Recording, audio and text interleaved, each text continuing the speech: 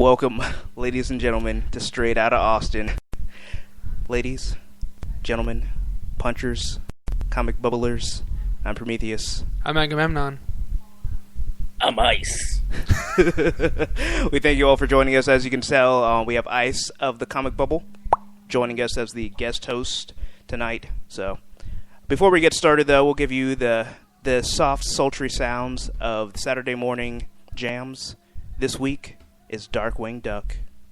Boom. Yeah. Yeah, get funky with it. Daring duck of mystery, champion by troops out of the shadows, Darkwing on nine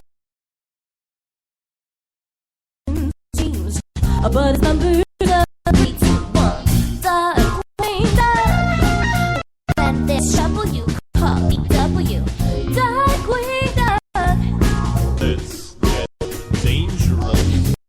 Darkwing duck, Darkwing duck. Cloud of smoke and he appears, master of surprise.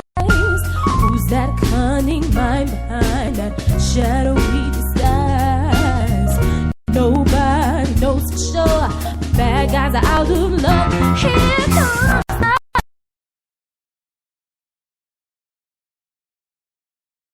Darkwing duck, Let's get dangerous. Darkwing duck.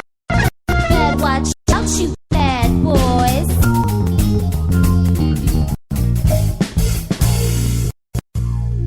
I am the terror that flaps through the night, the night, the night, the night. Mysterious dark, daddy dark, Darkwing, Darkwing dark. Somewhere, some villain schemes, but their numbers are a Darkwing duck. When there's trouble, you call DW. Darkwing duck, Let's get dangerous.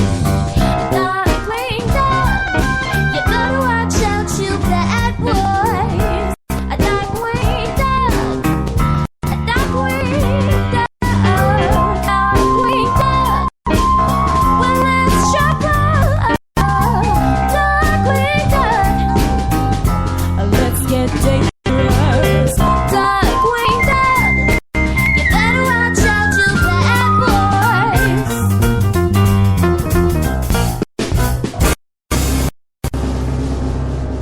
You know, I'm not ashamed to admit that I think I enjoyed it a little bit too much when she sang "Better Watch Out, You Bad Boys." Yeah. You know, the inflection of it, it didn't seem appropriate for Saturday mornings. That's all I'm saying. I think she had something else on her mind while she was singing that.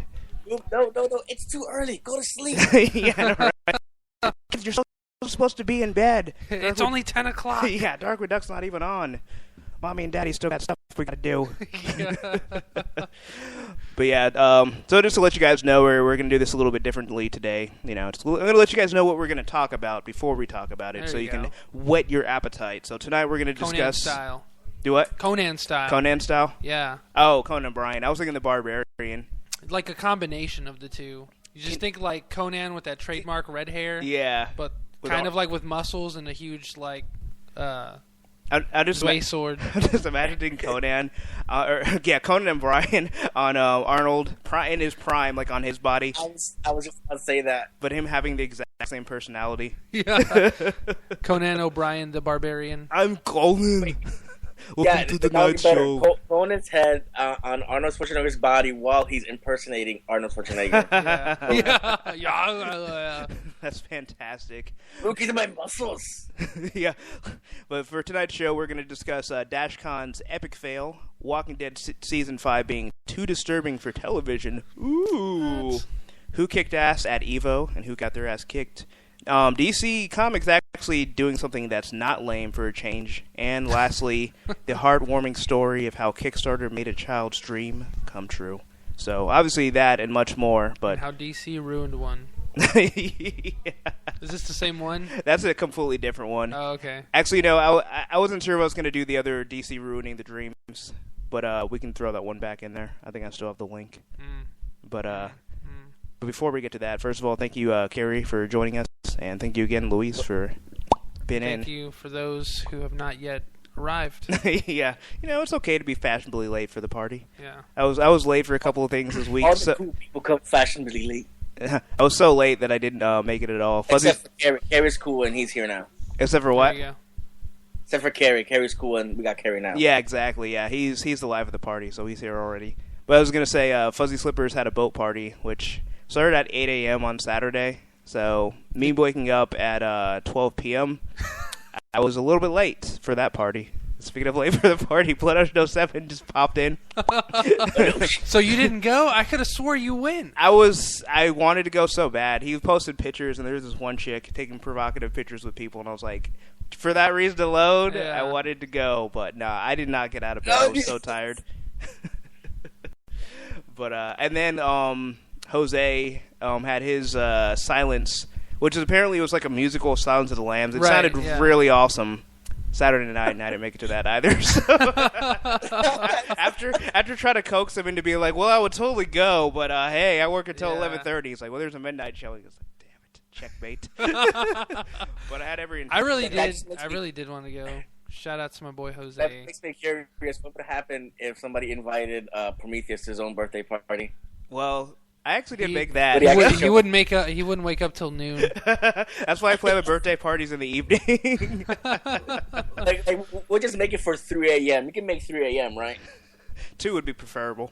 Yeah. I'll still have energy to eat a lot of birthday cake. Yeah, 2 in the morning at the strip club. I think that's the only way you're gonna get him out of bed. Well, most or close get him at, out from getting into bed. most of them close at 2 a.m. though, unfortunately. It's really? like it gets to 2 and I'm like I'm bummed. I'm like I'm still having fun. I thought they were like. There's a couple that stay open till 4. The And Pink there's Monkey none and Ecstasy. No, see. Well, Pink Monkey and Ecstasy it is for 2 hours. I got pee have for a a little funny bit. story about strip club. Now that you mention it, Go on. I've never been to. I've never been to one, What? but I've been invited to one to join Bendis at a strip club. Oh, dude! What? And you didn't That's go? That's even worse Well, than not here's getting the a lap thing. dance, I think. I went to HeroesCon back in 2009. I was Uh-huh. with Doom, and I met CB Sapolsky there. I've seen him so many times at conventions that we knew each other already. Yeah. And he was like, hey, Bendis is going to strip clubs. You guys want to go? I was like, well, I'm not exactly dressed. I was in shorts and a comic book t-shirt. And that's all I had with me was just shorts and t-shirts like that for the entire weekend. And I'm not going to walk into a strip club like that. So unfortunately, I couldn't join Bendis at a strip club. Not that I was going to go. It's not my kind of thing. But I did have that invitation. All right, so just 2 things. So 1, obviously I wanted to let that stop me. But 2, you should have went just on principle and told Bendis that you have to buy me a lap dance for every continuity error you've had. It doesn't even have to be his whole career because that will bankrupt him. But just pick just one series that you've read and just make him just like, okay, for every time for Ultimate Spider-Man or every time for Powers, just do that. Like anything that you've read of his, be like every time you've made a continuity error, you owe me a lap dance. Yeah, and then a trip to the champagne room for every lie he conceived for compensating For every dead is for those dormant. errors. If that was the case, I wouldn't get out of one issue alone. He just escapes out of the back while like a stripper's grinding on you. Yeah. He's like, and I'm out of here, just like my plot devices. He hops into the Fantastic card, flies off. I used to listen. He used to have a podcast. He might still have one. And I used to listen to it all Probably the time. got continuity editors. Okay, that's the best part about it. Okay, so and it made me really like him a lot more because you can just tell his passion about like what he was talking about, and you always heard like his daughter in the background. There's just so much love flowing from it.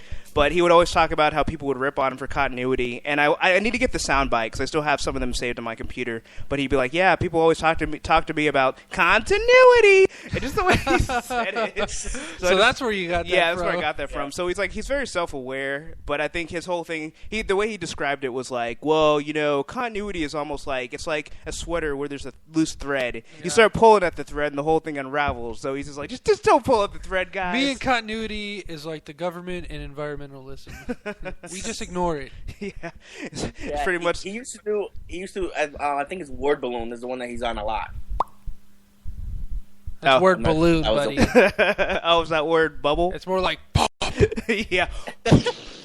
Oh god. I should warn you guys. I kind of stole something from the Avengers, and Thor's pissed and looking at me. So if you hear thunder, that's Thor in my background. Oh, okay. Nice. Well, I'm sure Thor is a forgiving demigod. I'm sure he won't. Are you sure? Just give him a cup of coffee. Well, actually, he might beat you to death with his hammer, but I mean, it's a good death. So good. He's gonna drop the hammer. Yeah, exactly. He's gonna fly up to you and say, "Hey, Luis, it's hammer time." So how's everybody doing? I'm doing pretty well. I'm doing great. I've been better. I can tell you that much. Do tell. You want to help, Jay? This whole day has been like very frustrating for me. I woke up this morning like 5:40. I gotta be at work at 6:45, right? I gotta get up, get my uniform on, and be out the door by 6. I didn't leave the house till like 6:20. Oh, what I was doing 100 on the freaking highway. 100. I beat rush hour by like a few minutes, and I got to work like at 6:35. So it took me 15 minutes, when it usually takes about 25. So damn. I was able to cut about 10 minutes off my drive. Well, it just goes to show that of all the crap roads the city council endorses and creates, we're in desperate need of something Autobahn-esque. Oh, yeah, definitely. Because a 15-minute drive, it's almost worth paying like 35 cents. I wouldn't pay $1 or anything more than that. And I probably wouldn't pay anything more than 50 cents. But I definitely might. Out of that whole story, I just have one. I have one question. What? What's a 6 a.m.? Legends have spoke of this 6 a.m. Oh, ye who know very little. Well, I know 6 a.m. is when I stay up all night and the sun starts rising, and then I know it's time to go to bed. That's what they would have called Twilight. Oh, it probably would have been a better movie. It probably would have been like some, I don't know, really meta. Yeah, because it would have been about the mystifying world of morning time. Yeah. What goes on in the morning? And like, well, this book's here to let you know. Even if you had Michael Bay in it, or part of it, that would have been better. And you know how Michael Bay is. Michael Bay, it'd be the sun exploding open every morning. It'd be like the ending of Sunshine every morning. It's like the whole movie is just like a 30-minute long explosion of the sun. Yeah. It's like maybe we'll start off with just a few characters so you can get attached to them. Like, they're just waking up, stretching, and all of a sudden they look outside like, oh, dare. And they just see it just zooms in on the sun. You see the sun shaking, and then... And everywhere in the world feels like Miami. Everywhere in the world feels like Miami. And then it shows Michael Bay's face as it's blowing up, and you see his vinegar strokes. Yeah.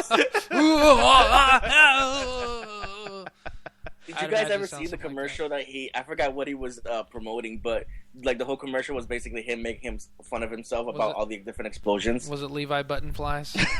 If only. I think it was like a car commercial. Every time he walked, like something exploded. It sounds like that Simpsons when Homer's trying to make breakfast and everything keeps catching on fire, even when he tries to make cereal. The bowl just catches on fire. When Simpsons was good. Yeah. Oh man, those were good days. Pour out a 40 for the Simpsons and his lack of humor. So other than traffic and waking up late and running over 20 pedestrians to get to work. Well, luckily I had brought some breakfast, so that was all good. But we were severely short-staffed. And once again, I get put in the control room. He plays it off like I'm the best. Mm-hmm. It like anytime he puts anybody else in the control room, it's like, well, I made a mistake not putting you in there. I'm like, well, yeah, probably. But thank God I got it to work in another unit. But like the past 3 weeks, he's been putting me in that unit every Sunday and Monday because we don't have a crow on those days. Crow stands for control room operator, not like... A guy that defends the wall. Sadly, not someone that defends the wall. Yeah, right, not Jon Snow. I don't think John's But there are lots of dead crows, at least dead on duty. But that's for another story. So I'm stuck in the control room, and yeah, I'm good at it, but I get tired of knowing that I'm going to be doing that day. And I'm trying to do like some schoolwork or just chill on my Friday. And Monday is like one of the busiest days, like traffic wise for we do like inmate shit. So you're trafficking inmates left and right around the building. Moves. Mondays on court and Fridays for court are like the biggest days. Yeah. You get the most movement. And, dudes coming out of lockdown, getting transferred to another building, and I'm having to open doors and then secure them right afterwards, and then log it in the book, and then log people's breaks, and it's like, and everyone's running around like freaking roaches all day. It's like, it was like especially like, I don't even know, like people were just moving like 80% more today than they usually do. And that's why I use the phrase, refer to them as cockroaches. Because they're just scurrying everywhere. It's like, dude, you just walked out of there, and now you're going to walk back. I just closed that door. Did you not see that I just closed that door? Go and do something else until I'm ready to open that door. Yeah. Until I'm ready. So you're saying your coworkers were sucking roach? They were sucking balls, dude. They were sucking.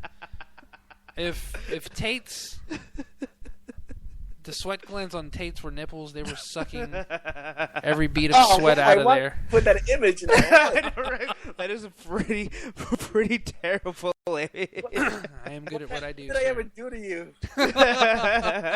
Eisenberg, I You believe. said I J everything up. That's what you did to me. We should start taking Eisenberg's everything.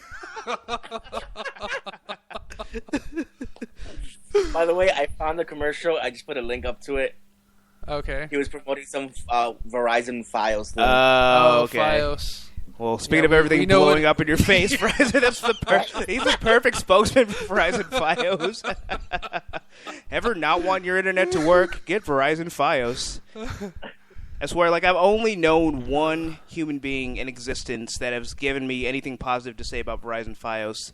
He was some dude when I was working tech support, and he had all these Microsoft certifications. Like, oh yeah, I got this. I went to this like 2-week camp to get all this. Kanye degrees. Yeah, but then my degrees will keep me warm. But then he was like one of the worst tech support analysts. Like, we had a dude who, like, I don't know, I think he was like a dance instructor doing that job. Like, like everyone came from all walks of life. Yeah. And it was like, he was easily the most educated. Well, there was one guy who programmed like software to translate Russian. But other than that guy, he's the one that came with all these credentials, and he was terrible. So yeah. But he loved Verizon Fios, so there you go. Okay. Gotcha. So I guess he couldn't screw up anything on the internet when he couldn't get on the internet, so. Curious of Google Fiber's coming right. Hopefully. Yeah. It was supposed to already be here like in April, at least in Austin. Yeah, they said it's probably going to be like fourth quarter. They're like, of the year. if you sign up now in a month, we'll be having Google Fiber by then, so everything will be super cool and really fast, 300 megabyte upload, download, blah, blah, blah, blah, blah, blah. I want to hear... I'm like, dude, that's awesome. Yeah, free HBO for 2 years. Done. Free HBO for the year. I didn't even know that. That's awesome. Yeah, so... Now even more so, I want to hear Sean Beam saying, careful, child. Google Fiber is coming. Yeah, so I've been like every other day I check for like upload speeds on Speakeasy, and like nope, still getting 20, still getting 30 every now and again.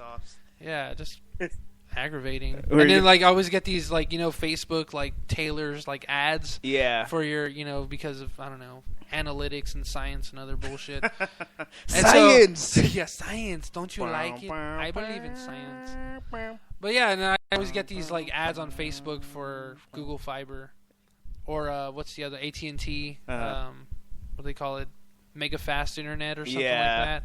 Oh, it's Gigapower. Gigapower. That's I meant AT&T that whole time, not Google Fiber. Yeah, Gigapower's coming. They're like, get Gigapower's here in Austin. Like, well, where? Because they said I was gonna have it. They said you're wired, dude. Your apartment. We worked on it last month and the month before that. Bro, you're so gigapowerful. Yeah. You were so wired, dude. We're minorities, dude. We click. Believe in me, bro. Believe in me. And then you stole your trunkless. We got you, bro. We're going to get you this commission, and you're going to get us free HBO so I can watch Game of Thrones. Yeah. Because it's already 2 episodes deep, son. No AT&T Gigapower. I still get the stupid things, and then when I check the little site maps, it's all downtown where the hipsters are. Obviously. The hipsters enjoy it. The hipsters are too busy outdoors drinking beer and channeling through Wi-Fi, not using Gigapower, but they get it. Well, skinny jeans require a lot of bandwidth. Oddly enough. You wouldn't think so. It's kind of an oxymoron, but hey. I see what you did there. It's true. I've seen it. I've seen it with my own thick-rimmed glasses. My duodenum. While drinking a Pabst Blue Ribbon. Shout out to Vicky. So, I was going to ask also, so we had discussed before the podcast, Agamemnon's also been having some Professor Xavier woes, and now we know definitively why Cyclops blew him to pieces, because apparently Professor X is an asshole. Yeah, so I'm going to school right now, and I'm on my second class called Psychology of Play. Well, first off, there's like nothing psychological about this so far. We're 1 week in out of the 3 weeks, and I have learned shit, apparently. My last course was like digital literacy. Man, dude, I got 188, and all the rest were like 94 and up. Yeah. And I ended up averaging like almost a 96, or I think it was a 96. And so I was all excited and pumped for my next class. Like, all right, we're going to knock this shit out of the park. And then my first grade I get is an 85. I winged it. I'm not going to lie. I'm going to take that score. 85. Fine, I'll take it. Out of 20, I missed 3. Big deal. This next one was just a stupid-ass discussion post. Granted, and then let me go back. The other test that I took that I winged was like the main lesson plan for the week. Like, that should have had the most weight. It's got like 5% weight on my grade. Yeah. This other one was like, hey, it's due by Wednesday. Everything else is due Sunday, yesterday. This one's due Wednesday, halfway through the week. And it's like, you take 10 minutes to make this freaking post, and apparently it's 7% of my grade. So like, all right, whatever. This is going to be easy. And then she got all like nitpicky with me. It was freaking annoying, man. And it's like the worst part is like she's so like, I don't know. I'm condescending. Just let me read it. I'm gonna make up my name. Amaro. My name's Amaro now. All right. I saw that on Facebook. I was wondering about that. Yeah, Amaro. I shouldn't even said Agamemnon today. Anyways. Thank you for sharing your favorite activity with us. First off, it wasn't one activity. It was multiple ones. Super Mario World, eating macaroni, Gundam. Come on, people, lady. Though you identified your past and currently activities. You said currently activity. What the fuck does that mean? The state of being active, sir. This person's a professor, okay. Yeah, exactly. Yeah, first mistake. That's like Rob Liefeld being an artist doing like still life. Yeah. You didn't correctly identify the qualities of play. -10 points, you son of a bitch. I took 10 points off of that just because I didn't correct. First off, I did correctly identify. I just didn't make it apparent. I didn't use the stupid words she told me to use. I made it known. I used examples, and I made it nice and subtle, the way George Orwell would have wanted it. Maybe it was too subtle for her. 2 feet bad, 4 feet good. It was too smart for her. No, I don't know. That's incredibly shallow. I'm sorry. The qualities. 1984 was a good year. She's like, in case you didn't read in your rubric, the qualities of play are apparently purposeless, voluntary, inherent attraction, freedom from time, diminished consciousness of self, improvisational potential. This is where she should have put and, but she didn't. She just said continuation desire. But that was the last one. She should have put and. Definitely should have put like A-N-D right there. Please review those concepts, Amaro, again to make sure you have an understanding of them. Like, I have did you not read my post, woman? Of course I have an understanding of them. Though you responded to your classmates, and I'm sure they appreciated the conversation, your posts were supposed to describe how you can relate to the qualities of play they identified. First off, I don't relate to other people's qualities of play. I relate to my own. -15 points. Oh, she damn. She took 15 points. The minimum was 2 posts. I made like 6 or 7 posts, and she didn't even give me points for that. Maybe she took off for every post that didn't meet the criteria. I got 75, man. A 75. Yeah, that means 10 this points was- were magically lifted. Tarantino Tarantino style. She didn't steal those points, sir. She lifted She them. didn't even get an explanation. As far as I know, I got an 85. She gave me a 75. Oh, man. Make sure, and I want to read it all. Make sure to check the response requirements for the future discussion boards to ensure that you have earn the highest grade possible. We shouldn't ban you from the board. Please contact me if you have any questions, you dumb son of a bitch. Yours truly, Professor X. X to the Z. I was so mad. And that was like the first thing that topped my morning. Like, Yeah. On top of all the other stuff, I get into work, I bing, bang, boom, I got everything done. Counts done, everything done. We got some jackass on overtime telling him what to do. Go do perimeter, bitch. Get it done. Eating breakfast. Taking care of shit, dude. I'm just doing my job. That's all I'm doing. And drinking super, super strong coffee. Oh, my God, dude. Super strong. I got like coffee beans? 4 hours of sleep last night. Super strong coffee. Nice. This feels like a game show or something. It's like minus 10 points. Minus 10 points. Oh, I even found the sound effect for womp womp womp. Oh, nice. And then I check in, like, dude, let's see if she's graded anything. And I say, oh, it has graded lesson 1.3. You thought like that was gonna cheer you up? I was Like, this yeah, is what man. my morning needs. I was expecting like a 90, 92 at best, or at the least 75. Like, yeah. that's 20 points plus below what I was expecting. Well, 20 points plus below. No, that's not right. 15 points below what I was hoping to make. I was salty, dude. I just sat there with my hands through what little hair I have in my head and just pretending like I had a full head of like Matt Damon hair. Just trying to like pull it out. I did that when I was 15. I was mad, dude. I was so mad. I was like, fucking 75, open corridor. Be like, oh, fuck yourself, man. And I sat there and I opened it. Open your own I shouldn't corridor. be cussing so much. My kid's like running around. You don't say that. You don't say that, you son of a bitch. You're my father figure.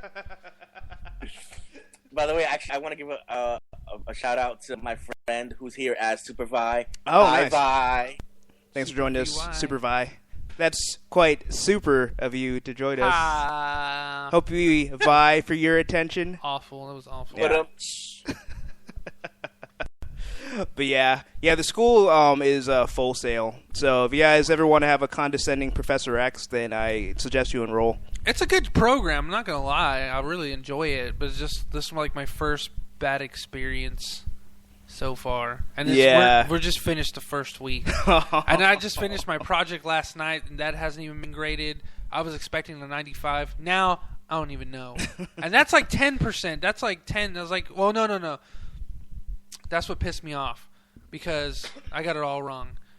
The thing that I got a 75 on was 10% of my weighted score. Yeah. This other thing that takes like 11 hours to complete, because the whole project, and I had to make a PowerPoint presentation. I put little memes and all this other cool stuff. I even put a GIF of Vegeta bitch slapping Goku when they were Super Saiyan level 2. Like, dude, this is going to be great. This is incredible. And now I don't even know. I have a feeling I'm going to get a 75 on that too. And I had missed one what do you call it, assignment. It was like 2% of my grade. I was like, well, can I go ahead and take that instead of taking the F? I'd rather get a 60 on it than get, a 0, So, well, I'm sorry, you can't do that. But it's only 2% of your grade, so you can make that up easy if you just, get 100s the rest of the class. You're like, this isn't a gallon of milk, damn it. I was like, all right, I'll do that. This 2% is my grade. And I got an 85 instead of 5. So there goes my A+. Yeah. Unless I make 100 on everything else. But according to this lady's standard, that doesn't seem very possible. You said, why'd you get plagiarism for having cheat on your PowerPoint? It's funny because she, whatever How dare pictures you plagiarize me, Kakarot? Whatever pictures I used in there, she wants like links to the website to show that they're creative. What is it called? Creative license. Creative license, so that anybody can use it. I was like, but a lot of these GIFs and pictures I use is stuff that I've collected over the years. So I'm just like, oh, what's just for this one reason, just make a post on Pit War and link to that. Well, actually, I did. I used the SFC symbol of us like jumping on the chair, and I linked it to the website. Nice. So, use pictures that you think have Creative Commons license. So I was like, okay, well, I know that one does. Be like, I own this one. Yeah, bitch. I want her to say something, but like, well, you know what? That picture belongs to me, and I give it Creative Commons. Yeah, right. By royal decree of Lord Agamemnon. Well, the silver lining, at least now you know what to expect, which is condescension. Yeah, dude, she's just so convoluted, condescending for like no reason. And convoluted instructions.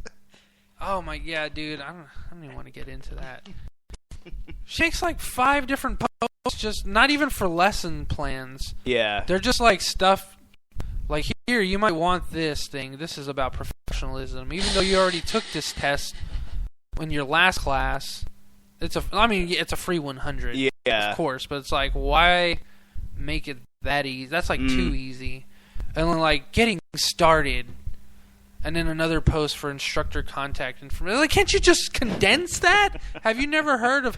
It's like she's heard of condescending, but not condensation.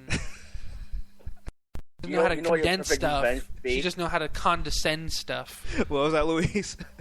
I think the perfect revenge on Professor X is like stop her class and then find a Professor Lensher. Just saying. She needs an optic blast to the asshole. That's what she needs. Just be like, I'm sorry, this professor has more of a magnetic charm. When you get your A+ and send a screenshot of you holding a sign that says Mags was right. Yeah, I'm gonna wear my shirt too. Magneto was right. Oh man. And there's this stupid thing called the playbook. They call it a module. It's not a module. It's just a PDF form. Man, it just be like, dog. It's that a ain't PDF no module. form with just a bunch of definitions that aren't even defined. It's like, what the hell is this, man? It's retarded. The next lesson plan is just gonna be written on a napkin. They're just gonna be like, here you go. You can figure it out. Let me show you how much I care. So mad. To student, here's the assignment. Signed, Professor X. Yeah, basically, it's like the assignment. Figure it out. That's all you write. I got Illuminati related things to do. I'll get back to you. Namor's on the bend again, trying to get in Sue Storm's pants. So I got my hands full. P.S. Cut your dick off and eat black sausage. Yeah. My star pupil is trying to destroy me with his optic blast again because he's possessed by the Phoenix Force. So I really don't have time for lesson plans right now. But every time I hear just reread. Every time you hear Optic Blast, what, Luis? Every time I hear it, I just think of Marvel vs. Capcom 2. Optic Blast! Oh, man. Man, speaking of that, I'm so Cyclone bummed. Kick. Like, you'll appreciate this, Luis. Of all the characters in Marvel vs. Capcom 2 that they got rid of that bums me out the most is Iceman. Because I would go to town with that ice beam. No chip damage, and his beam gets so much chip damage as ice beams for days. Like, you would cry tears of joy. He would ice beam and then the avalanche ball. Yeah. That's all he would do. That's all what day I long. do. And then he would have Iron Man and Cable in the wings, just waiting, doing the assist. So all you would get is just beams all day long. You know, if you guys have that game, I would challenge you to as well on that. Yeah, I have it on. We have it online actually. Challenge accepted, Luis. Yeah, we'll have to get on accepted. together. Anybody else in the chat that plays, give me your PSN tags. Yeah, we'll get to this later. Actually, we'll go and get to it now before we get to the first topic. Unless you have more to say about Professor X. No, I'm done. I hate my school. I love my school, but I hate Professor X. I hate this class. I hate the psychology of play. Well, hopefully the Professor X's school for gifted youngsters will not lose a student. But just to wrap it up, just closing argument. What do you call it? What was that show? Jerry. Oh, Jerry Springer. Yeah. His final thought. Yeah, final thought. When I put my thoughts out there and share how I used to play Super Mario World, drinking Mr. Pibb with my best buds while we figured out the mini card games. You remember the mini card games in Super Mario World? Oh, yes, I do. I remember them fondly. We figured out that there's 6 different patterns. And with the help of our babysitter, who was in high school, so she knew like calculus and shit. I don't know what that has to do with that, but she was smart. We figured it all out, and we had like literally a cheat sheet. Now, this is not children, anybody below 25. This was before internet existed. This was before GameFAQs and Cheat Code Central and all the other bullshit that's out now, where you can just get like everything at the drop of a hat. Like we had Nintendo Power as a strategy guide, and even then it failed us. We were our own strategy guide with 2.5 notebook paper. Nice. That was it, and a number 2 pencil. And we wrote them all down. So all you had to do was pick the corner card, and then you knew the whole rest of it. Oh, I see. Because we had it all figured out. And there was like, I want to say there were 6, but it might have been 8. But I'm pretty sure it was like 6 different card patterns. Mm. And I'm sitting there spilling. I'm vulnerable, you know? I'm like a rhino taking its horn down. Just shaving it off. I am the so rhino. that you're not scared, I'm going to stick it up your bunghole. You know? I shave it off for you, human. So you're like Rhino in Amazing Spider-Man 2, completely armored and letting down that faceplate so you can talk shit. Yeah. I let my guard down. I got a little cocky. I apologize for that, Professor X. I apologize for putting my heart on my sleeve. I let you know about my childhood. Nobody knows about my childhood like that, homie. Nobody. Not even Luigi, bro. And I put it all out in the line so I could get that 95, and you gave me a 75. You forgot to make that 7 circular and close it around to make it look like a 9. I could see you like with like a really like frosty window, and like it's like the city Kill Bill, and you're just riding Professor X Dude, my slowly face in there. Was like Wolverine's face whenever he's growling, and then the lips are like they look like water waves, and then just try not to cry, just like a dry tear coming down, and then it just like disintegrates before it even like leaves my cheek. Is there no peace for me? And then I just even like out sighed. here? I was like, it's bullshit, dude. I worked really hard. I worked really hard for those 20 minutes to make this really long thing. Oh, good night, baby. So that's all I gotta say, man. It was just BS. Yeah, it sounds like it. And I'll do better and ruin someone's life with my A's and A minuses.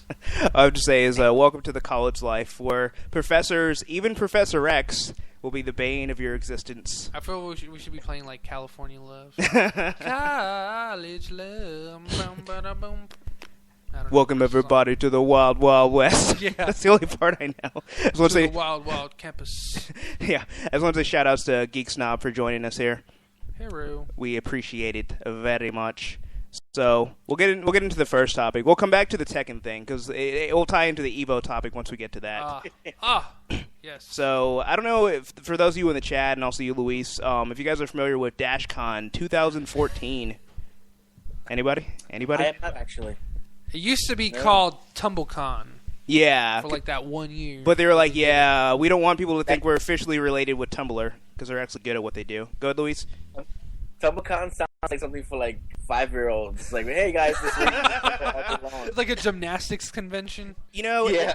It's funny you mentioned that. Okay, so basically, I'll just briefly say, basically, it was a whole clusterfuck of what happened, and halfway through the con, a third of the way, everything ran smoothly for the most part on Friday. Saturday, they're like, hey, bro, we need you to spot us a little bit of cash. I mean, if you could just come up with, I don't know, just a little bit, it's nothing to break the bank, just $17,000. Come on, y'all, just $17,000. You can write us a check. It's cool, bro. If not, we're gonna get kicked out of the hotel we're hosting the con in. If it helps, we'll take your rent money. Yeah, we'll take your rent money, jewels, and milk money. Anything will help, guys. Firstborn, kidneys. We've never done this before, but we need your help. Leg. Any of your prized possessions, unopened toys that we can pawn. Anything you got, your rookie Mickey Mantle baseball card, I don't know, whatever your you kid's got. Life savings. Yeah, right. Your car. Your Gerber Mutual College Fund. We can resell your breast implants. Anything that you got, we'll go ahead and take it. So after all this, they made us to raise all the money. Everyone's like, bro, we got you. The Tumblr community, we got your back. Because we're the internet. And the internet can do anything except for all the major because problems we're all in the world. under 20 and we don't know no better. Yeah, basically. That was the whole thing. They're like, yeah, suckers, you guys bought it. So they managed to raise the money so they could keep the con going. And to say thanks to everybody, they're like, hey, all right. There was someone else who had signed up for the con, and they ended up canceling. It was Night Vale. There was supposed to be a Night Vale event. So they're like, all right, Night Vale canceled because, we couldn't get that $17 grand, or we finally got it, but they were, they're skeptical that we're going to be able to do it. So they're like, all right, but we got something to make up for it. So because you can't see Night Vale, which I wish I knew what that was. So. Welcome to Night Vale. That's that podcast that we were talking about with Kelly and Ace. Oh. Where it's like really weird, like a mixture of like Orwellian and Cthulhu, all these little crazy where they tell like the stories? Yeah, they tell like radio stories, yeah. Okay, so they're like, okay, so instead of a really titillating story, something that's just really mind-blowing and interesting to listen to, we got you something better. Something just as intellectually stimulating as that. We have a ball pit. Yeah, we got a ball pit. Huh? A ball pit? Like a literal ball pit. I'm going to post... 5-year-old thing.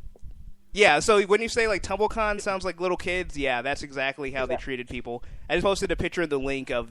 and not only... Okay, it'd be one thing if it was an epic ball pit. Like, all your friends and family, you're swimming in there like Scrooge McDuck. No, it's literally a kiddie pool with balls in there. I mean, it's like... There's a picture of some dude dressed up like Slender Man, and it's like he takes up the entire thing. So... Yeah, they really... it was really a slap in the face to anyone... I mean, it's bad enough for one thing somehow run out of money halfway between the con, despite the fact they still like 11 months they had reserved this. So Carrie says, "What's this VidCon 2.0?" At least VidCon didn't ask for people's money halfway through the con. Like, I mean, they might have had like their panels ran successfully. Yeah, I mean, they might have had like a herd of Velociraptor, adolescents, running over all con goers.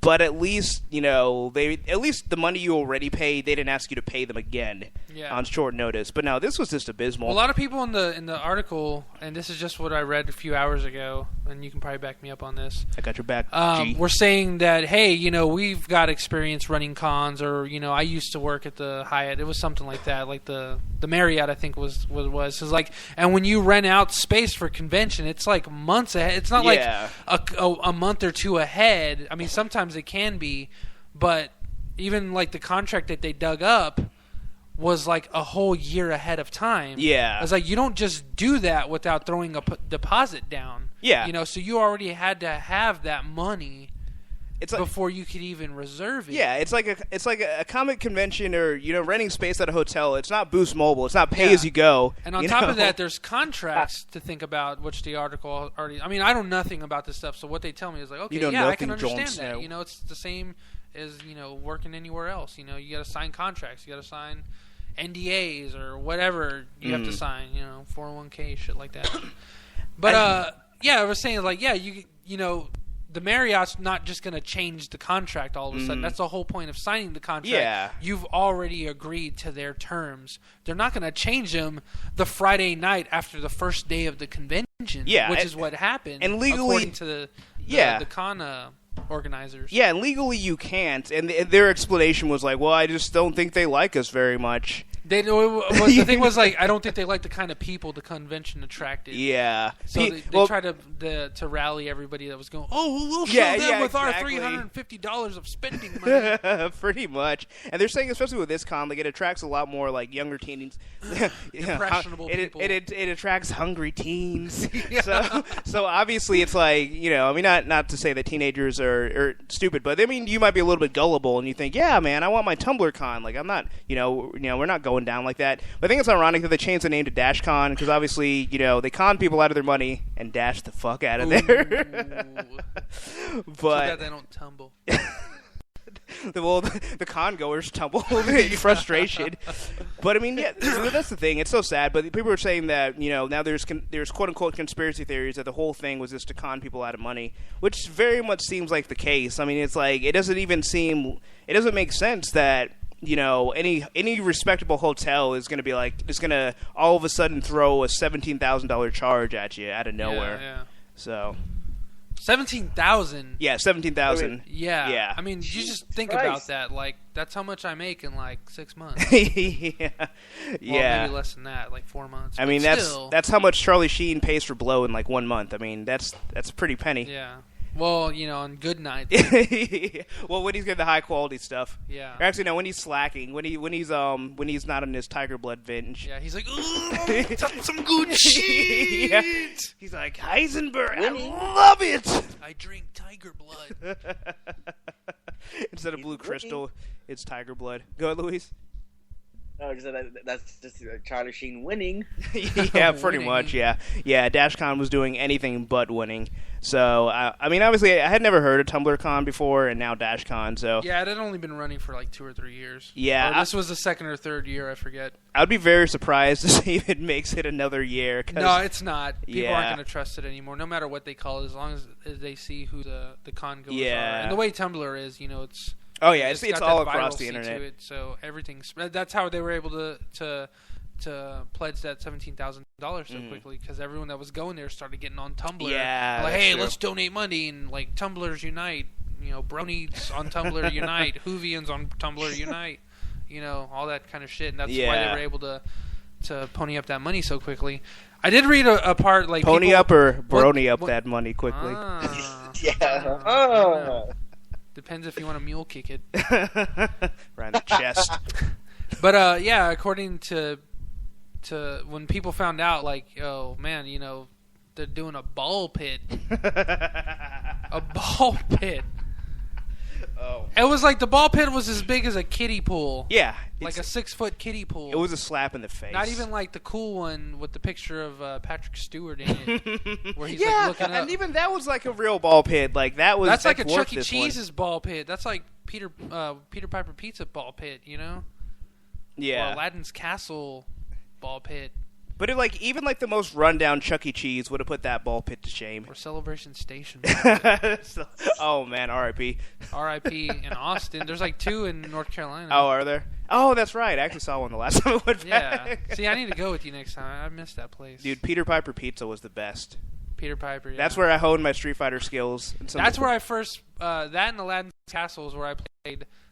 Dude, Aladdin's Castle the Midway X-Men and Captain America and the Welcome Avenger games. to die. Yeah. Oh yeah, but anyways, back to the point. Yeah, so when people found out that it was more or less, or they were suspecting a scam, and all the conspiracy theories hit Tumblr, as it's very well known for, people that had donated to the PayPal started requesting their money back, and some of them were getting it pretty immediate and within the next couple of days, or within the last couple of days. But those people were getting their money back. Yeah. There's people that were there at the con. One person said, that's why I had thrown out that amount earlier, like they gave $385 out of their pocket because that's what they were going to spend at panels and what do you call it, booths that didn't exist there. Yeah. They had nothing there but a ball pit and empty space. And regret. Lots of regret and no money. And smarmy 80s guys, apparently. Yeah, so those people didn't have any proof. So the con organizer, they were literally collecting money in a duffel bag or a plastic bag. I bet you anything. They were wearing a leisure suit. This actually happened to me with an insurance dude once. At that point, they should have just been collecting money in those white bags with a dollar sign. Yeah, that's exactly what exactly. I was thinking. Money bags. With the Hamburglar mask on. Yeah. I went to go buy insurance on my break I was like 20.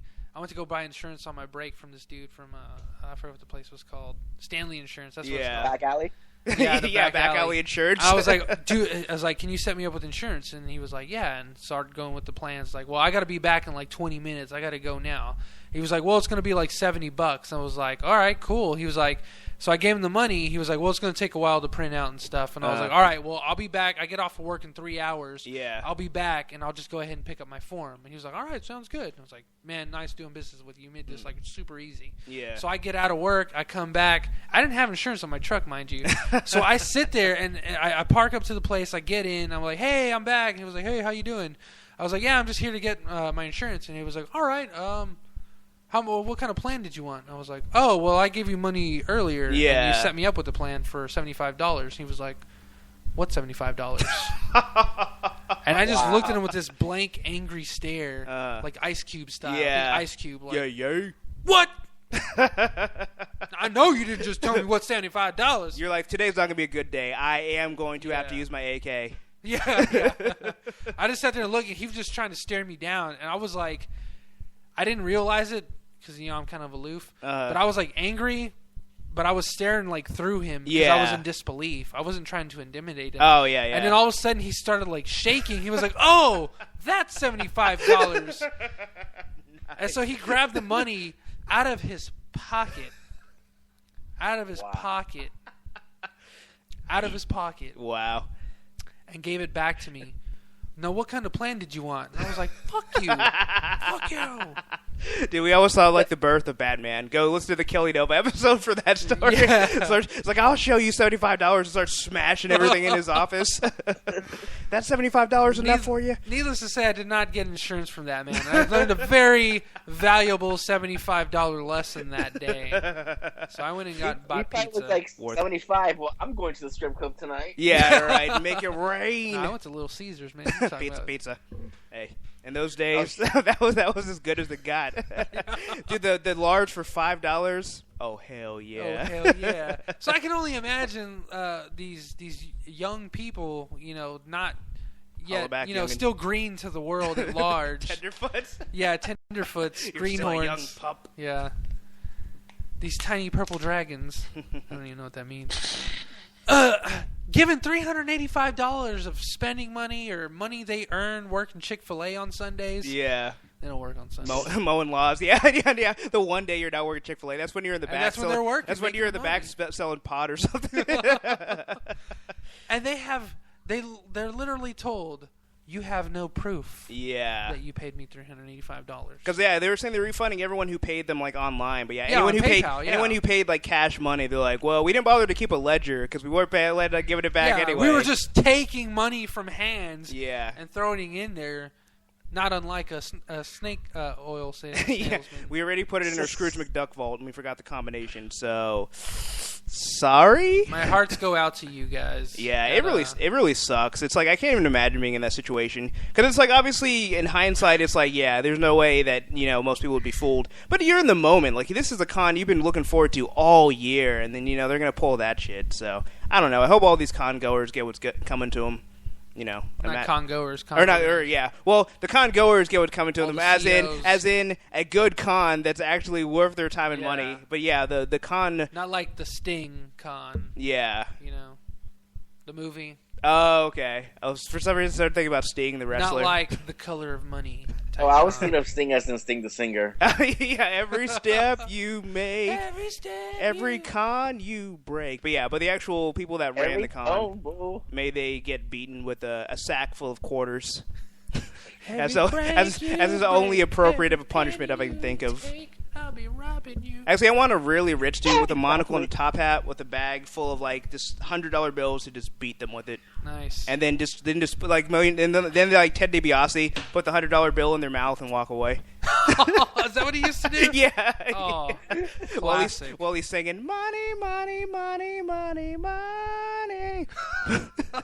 That went? Yeah, that was his entrance music. Really? Yeah. Wow. So just to pick on another con, or not even pick on him, but so we had mentioned Capital City Comic Con. Everything's bigger in Austin. So I was reading this tweet by Danny Danger. That's not the tagline. I just want to say that's not the tagline for Austin. Not everything is not bigger in Austin. Obviously, there's towers that are bigger in Dallas. Yeah. Not everything is. Everything is bigger in Texas. Yeah. I want to say it with me.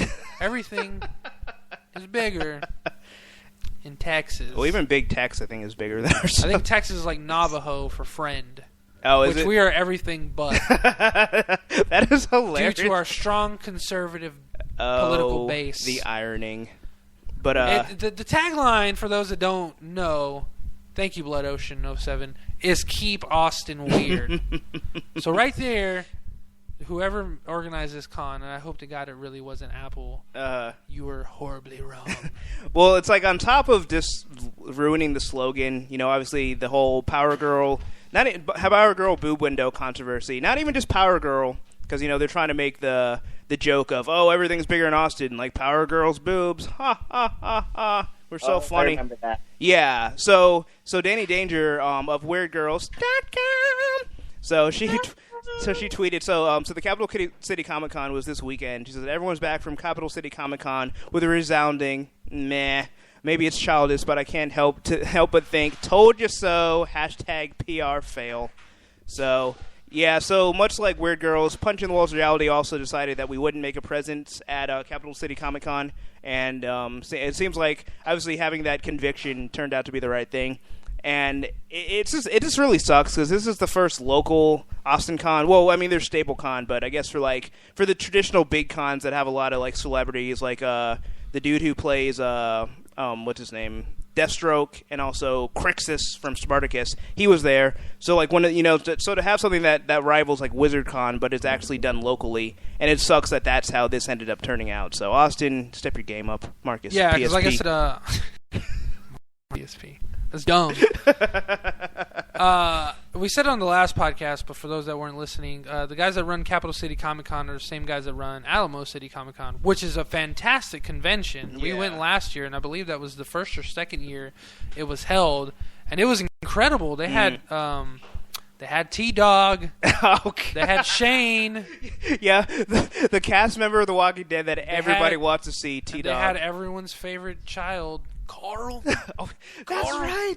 I remember looking at that. I was like, who? Oh, okay, Carl's not a bad character. They had two other people, though, too. Yeah, decent actor, but it's like really... Oh, they had Herschel. Yeah, it's like, but who gets excited? It's like, dude, I want to meet the kid that plays Carl. Like, that's my hopes not and only dreams. Herschel, but they had... They had Herschel Walker. The female. What is her name? Maggie. Maggie Cohen. Maggie there, yeah. Yeah. Or Lauren Cohen, who plays Maggie, who should be Rogue. Yeah, and then they had... I saw Bret Hart.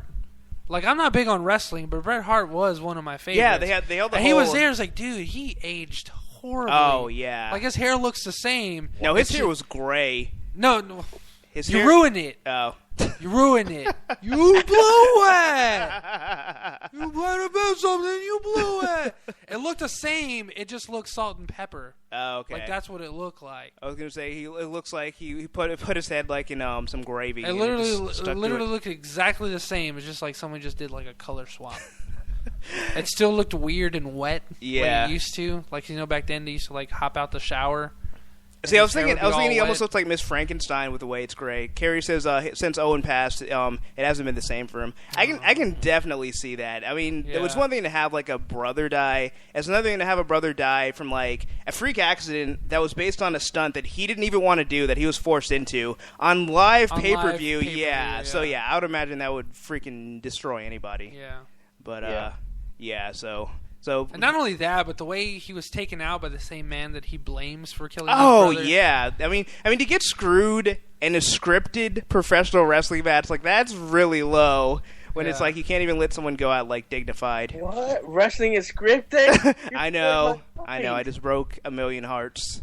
But now you're going to tell me Santa Claus isn't real. Oh, he's real, all right. No, he knows when you're sleeping. Russian, he knows when you're awake. he has a rocket launcher, and he will judge you. So yeah, I definitely would not cross Santa Claus because he will destroy you. Santa's in town. You've all been naughty. He will destroy you worse than Capital City and DashCon have destroyed people's faith in conventions. So on the subject of destroying faith, so I don't know, for those of you that have seen True Detective, you probably would agree with me that it is excellent. They're going to have season 2, and Woody Harrelson and Matthew McConaughey are not coming back. And so you're thinking, like, okay, they're going to get 2 comparable stars, it's going to be big. And at first they were rumored that Brad Pitt and Jessica Chastain or something. I don't know. Chastain, yeah. Yeah, she was in the Zero Dark 30. Oh, okay. Well, I'm not. She's been in a few other movies. Yeah. That's the one that really pops in. Yeah, so it's like, okay, I'm not really as familiar with her, but Brad Pitt, you're thinking like, okay, the Pitt can follow the McConaughey. All right, I got that. But instead, the rumor now is, okay, so you have a Academy Award winning Matthew McConaughey, Woody Harrelson, who doesn't love Woody Harrelson, and they're like, all right, both charismatic actors. We're gonna have to follow it up. Colin Farrell. And then on top of that, to be paired with, you're like, okay, maybe it'll be, he's the straight guy. He's not going to be the guy that's really over the top. We're going to have someone who really kind of moats and someone who really has a lot of personality. Taylor Kitsch. Taylor Kitsch. Yeah. They're going to cast freaking Taylor Swift. Like, this is garbage. The original Gambit. Yeah. I mean, I kind of with the same sentiment as Carrie here. He said Colin was gay. Colin Farrell, he's kind of meh. He's not like incredibly. He's in bad movies, but he himself is not incredibly bad. I remember watching the Total Recall remake. Awful. Yeah, it's awful. He's not bad in it. It's all the solar flare crap that they keep doing. It's like, dude, you're in the dark of your bedroom, or where are these solar flares coming from? They're coming from J.J. Abrams.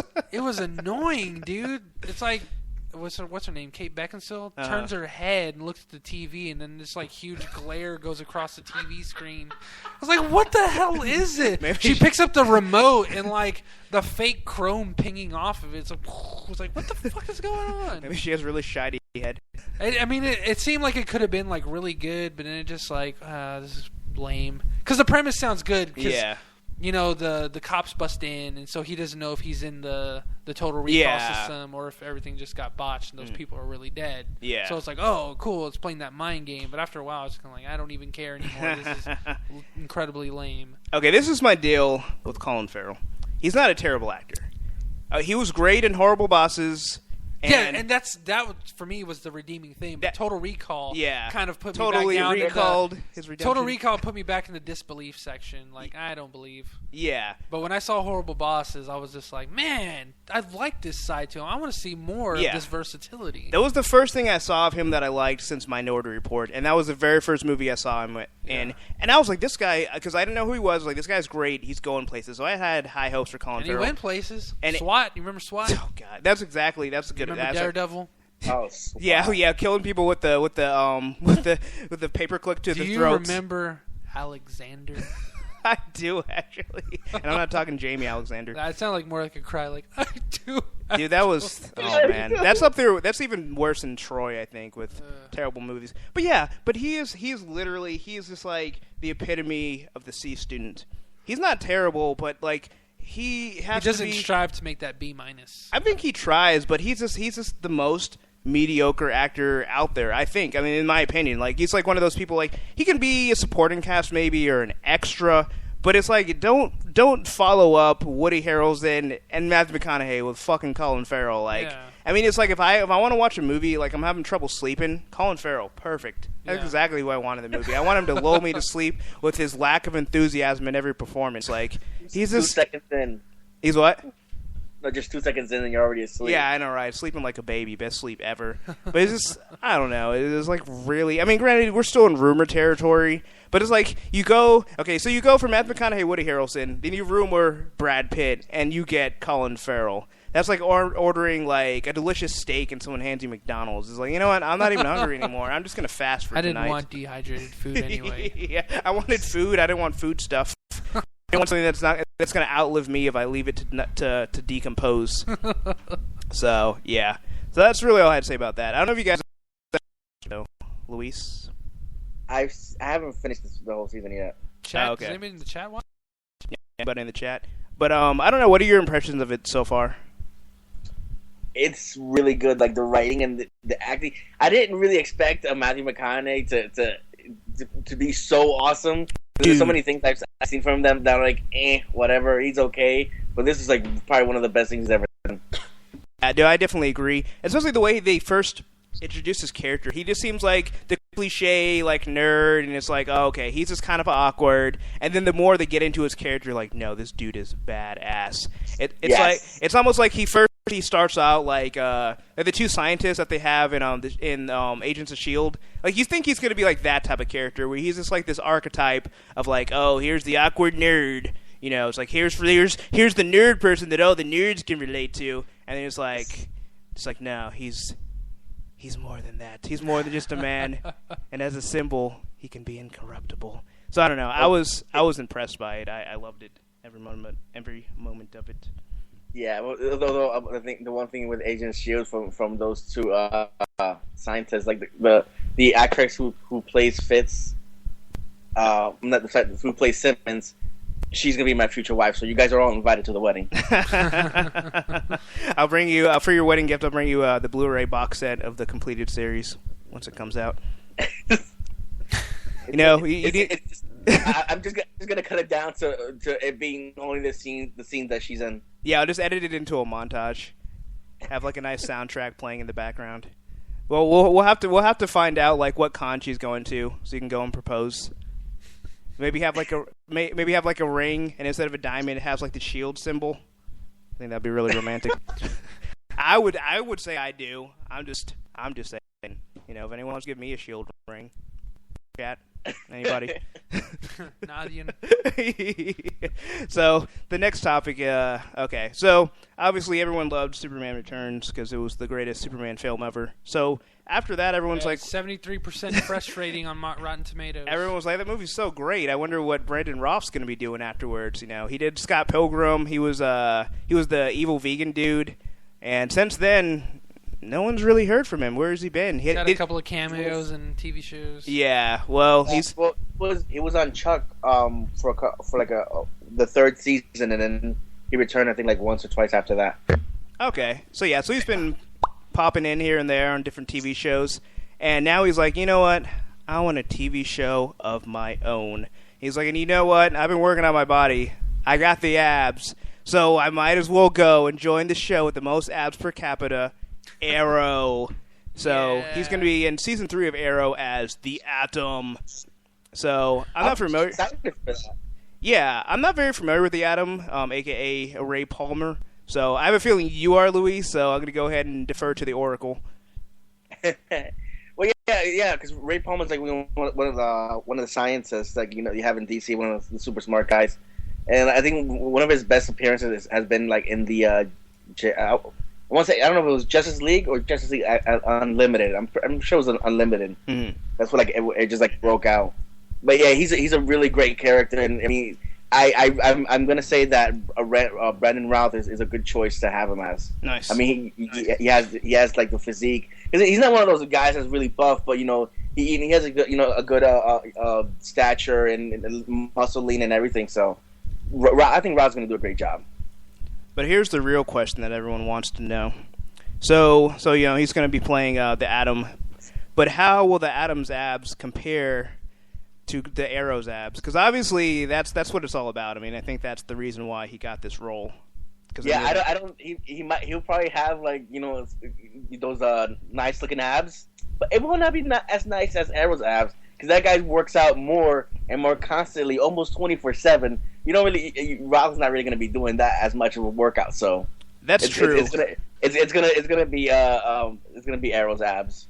See, I would have thought that, but I actually typed Brandon Routh shirtless into Google Images, and anyone who wants to do the same, feel free. I'm almost blushing to even post some of these pictures. So yeah, I think he's gonna give him a run for his money. What's that? That's another question. When were those pictures taken? Yeah, that's true. I think that was back in his heyday when he was getting that Superman money. So he's probably been living off of Taco Bell since then. So he might not be eating that Angus beef now. If he's been living off Taco Bell, then his rectal is getting the real workout. Well, at least I guess he'll have the glutes of steel. I guess to go with the abs of steel. Right. But Carrie says, I guess the Atom is kind of like the Hank Pym of DC, kind of. Does that mean he beats his wife and he's a morally reprehensible character? No, a complete opposite of that. That never happens. Okay, well that's good though. I mean that's good for all the femme fatales of DC. I don't know. You seem a little disappointed. I wanted some controversy. I just thought it would have been ironic because it just seems like a DC thing to do. It's like, oh, you have wife beaten. All right, we got you. We'll one up you. Yeah, we'll right. throw some aggravated assault. We'll put a woman in the fridge. Oh, but Carrie says Stephen Amell does parkour for warm-ups. I don't know who that is. He does. Who? He's the guy who plays Arrow. Oh, What's okay. an arrow? I've not been paying attention. What's an Arrow? I've been thinking about water this whole time. The CW show starring Green Yeah. Arrow. Yeah, that guy. So he does parkour. Wait, That's pretty cool. Sorry, starting who?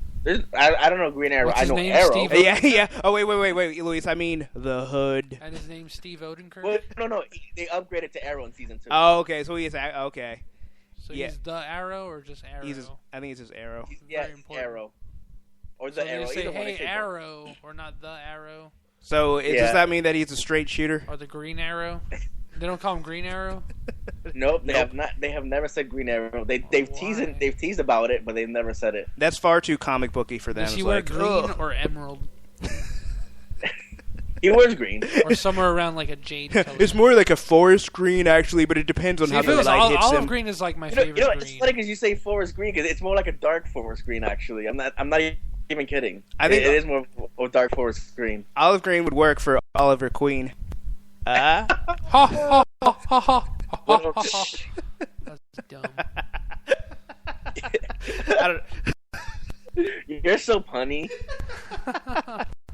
I know. I leave seamstresses in stitches. Okay, anyway. All All right, I'm done with the puns. Okay, okay. But yeah. I'm gonna try and catch up on season 2 of Arrow. I've only seen season 1, and I've heard season 2 is much, much better. So It is much better. It's a big improvement. So whenever they put it on Netflix, I'm there. Geek Snob says, stay tuned for season 4 where they actually call him Green Arrow. It probably is going to take 4 seasons before DC has the balls to accept that they're doing a comic. They'll probably upgrade it to like G Arrow or something in season 3. He has like a G, like a gold G chain. Yeah. And he's black for that season. He's They like don't know how to write 'em. he's played by Sticky Fingers. I can't be good at Brett. That's probably gonna be like Tyrese or I something. can't be Blade, but I can be G Arrow. Yo. Yeah. Everyone says he's going to moonlight as an R&B singer. So our next topic, this one comes from moviepilot.com. And it's so supposedly season 5 of The Walking Dead is too disturbing for television? ?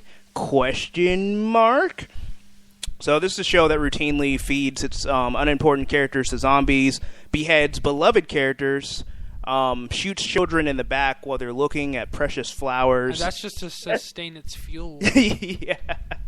So now they've apparently crossed the line in this one. Oh, and they have attempted child rape, and then disgruntled father biting the throat out of would-be rapist. Was it attempted or suggested? I think that he was going for it. I think that's Okay. attempted. I think if he were in a court of law, that would be his charge. Was it like attempted? Yeah. Attempt. Like he was attempting to think about attempting child rape. To go back to Simpsons, I think it was Sideshow Bob when he was on trial for attempted murder. He's like, "How do you get charged for attempted murder? That's like giving someone a Nobel Prize for attempted chemistry." But yeah, I think I would still go with attempted for that. But anyway, so going back, so also to mention Lauren Cohan, who should be playing Rogue, but instead is playing Maggie. She says. I'm guessing this is the season premiere. I didn't bother to actually read this article, but she says, this episode is so disturbing. Some of the stuff they shot yesterday, I don't know if it'll make it to TV. So, who knows? I mean, if they actually start making the show more like the comic, where it's just so dark that you cry yourself to sleep every night after reading it, then I can definitely see how it would be, too disturbing for television. Because, I mean, sometimes it's not even necessarily the violence that is too bad, because spoilers for those who haven't read the comics, or if you haven't seen past season 3 of The Walking Dead, which in that case, I mean, what you waiting for? But anyway, so when Lori dies in the comics, completely differently than how she dies in the show, and she dies, I think she gets killed by the chick that's like with the governor, I believe, and that's when she's pregnant, I believe, with or she's either still pregnant with Judith, or she has her in her arms, whatever it was. Little ass kicker. Yeah, but either way, they both die. So, baby too? Yeah. So, yeah, you read that, and you're like, all right, I'm not having a good time anymore. I'm going to go. I don't want to read this I'm comic going to go. Yeah, that's how a lot of people felt. Like, that was the point where they're like, they just shut the comic, they go smell the I don't have a flowers. soul anymore. What's that? So the comic just makes you seem like I don't have a soul anymore. Pretty much, yeah. Now, Robert Kirkman's a soul eater, and not just when he's writing Ultimate X-Men. Oh, God. Yeah. So I wouldn't doubt it. I mean, like I said, if they stay true to the tone of the comic, I can see it really disturbing some people. But I don't know. I kind of see it more as Laura Cohan just kind of playing it up like, oh yeah, totally. Like, it's going to be so disturbing. You got to watch it and find out. Yeah. It seems like one of those things as opposed to it's going to be legitimately that disturbing. Yeah. And especially with the writing in season 4 was so. Oh, I'm sorry. Are we still talking about Walking Dead? I dozed off for a little is this bit. season still going? Yeah, I know, right? Are they determined yet? So, I don't know. I almost wanted to stop watching the show because it just got so lame towards the end, but I'll give it a shot. If Lauren Cohan, if she's going to say that, I will take her word because her smile melts butter. I will take her olive-skinned word over every day of the week. I will take her no longer interesting relationship with Glenn, and I'll go ahead and deal with it. I just hope the writing gets better. I hope like, so. The Terminus episodes like a really bad, depressing Guy Ritchie movie. Like there's all these separate stories, and all of a sudden they all meet at the end. Like everything interconnects. Yeah, like a Guy Ritchie film, but it was just like, much more depressing and sloppily made. For me, I wasn't even depressed. For me, it just felt like literally they had nothing written out for the second half of season 5. They're like, you know what we're gonna do? We're just gonna draw this out until we get to the last episode, because really the season finale to me should have been the mid-season premiere. Like that, it should have started with that episode and then get to everything else, or at least the next episode after that. But it's like the Walking Dead had, like, for all of its faults, what I think was really good with it was all of the solo episodes that focused on one or two characters were always the best. Like Clear, when they brought back I forgot his name, but the dude from Snatch, speaking of Guy Ritchie, when they had that episode. The guy that was in the town by himself. The bad boy Yawdy. Yeah, when they brought that episode was excellent. And then, so you're thinking these are all character-centric episodes, and you would think that would, all those episodes should have been amazing. They should have been the best of the season, and they were so slow. Like, it's just watching it, nothing's happening. Beth is drunk, that was kind of cool, nothing's happening. Rick just killed a dude, that was kind of cool, nothing's happening. I mean, that's all it was. Oh, wait, Carol shoots a girl in the back of the head, nothing's happening. It was just, I was so bored, and then finally they get to Terminus. Like, it's like, okay, this is kind of interesting, but overall, it just literally felt like they ran out of steam, and they're like, all right, they felt like filler episodes. I felt like I was watching a freaking anime filled with fillers. It's like, come on, guys. This planet's gonna blow up in 5 minutes. Yeah, they might as well have just been powering up. We gotta wait for Rick. Hold the phone. Oh, Melanie's just joined us. How you doing, Melanie? But so I don't know. That's how I feel. I will give them another chance. I mean, hello, Melanie. I just enjoy I don't know. I like watching zombies chow down on people, and I was doing recaps for a while. It stopped halfway through the season, but I don't know. I mean, it gives me something to talk about. It's not the greatest show, but it's obviously not the greatest show. Well, it's just not the greatest show. That's Game of Thrones. I mean, obviously, yeah, super. I think you mean The Wire. No, entertaining. Good television, damn good cop drama, but no, sir, not the greatest show on television. I wouldn't even say damn good cop drama. I would say, like, the pinnacle of cop drama. I don't know. You haven't seen The Shield. Vic Mackey. It is not better than The Shield. Vic I can Mackey, tell you right sure. now it is not better than The Shield. Yeah. Well, that's what you said. No. You said the pinnacle. The pinnacle. Yeah, the pinnacle would be the top. The first, yeah. And then you're trying to say The Shield. You're the first person I've seen to say that is not the greatest show ever. Everybody I know that watched it says it's the greatest show. Oh, which one, Luis? The Wire. The Wire. I don't know. Son. I came in there thinking that and really wanting to believe that. And I watched I was watching it at first, like, I enjoy this. Okay, when is it going to get to become the best show ever? Watched all seasons, enjoyed the hell out of it. No doubt, it was fantastic. But I still felt like I've seen better. But it was so great. Get out. Get out. But super get out of here. Hey, you haven't even finished Breaking Bad. You cannot talk, all right? Don't make me put on my bowler hat, all right? God. It's on Netflix. I can get to it whenever I want. Yeah, you better. Hey, the commission. Okay, what? The commission. Oh, yeah, I never saw the commission. I think my parents thought it was too mature of a show for me. But I loved seeing the commercials because it was just like him with the trench coat. I think he was like a lawyer or some shit. And like, the commission. He always sounded like a family friend. I will say this. The first 2 seasons of The Shield, excellent. Season 5 was the peak. I honestly have not seen all of Season 3 because I kind of got bored. And then Season 6 and 7, it kind of falls off. So episode per episode, season per season, because I would say the Wire of any other show is the most consistent in quality of any show I've ever watched. Right. But I don't know. The peak of The Shield when Vic Mackey's paired against what's his name? What's the guy from freaking Ghost Dog? Forrest Whitaker. Forrest Whitaker? Forrest Was Whitaker. He a bank? Yes, exactly. Forrest Whitaker. Hey, he's gonna deposit that ass whooping and not even ask for change. But IRA. But those episodes were fantastic, and then I think it kind of fell apart towards the end. I really didn't enjoy how it ended. It kind of like the very last few episodes I felt contradicted everything they had set up before then. But still, I don't know. The Wire's still not the best show on television. So I was trying to get to Super VY in the chat. He had said that he stopped watching The Walking Dead midway through season 4. But anyway, go ahead, Luis. She said that. To what? She. Who? Supervisor she. He's saying she. Who's she? Her. Supervisor she. The voice. You said he.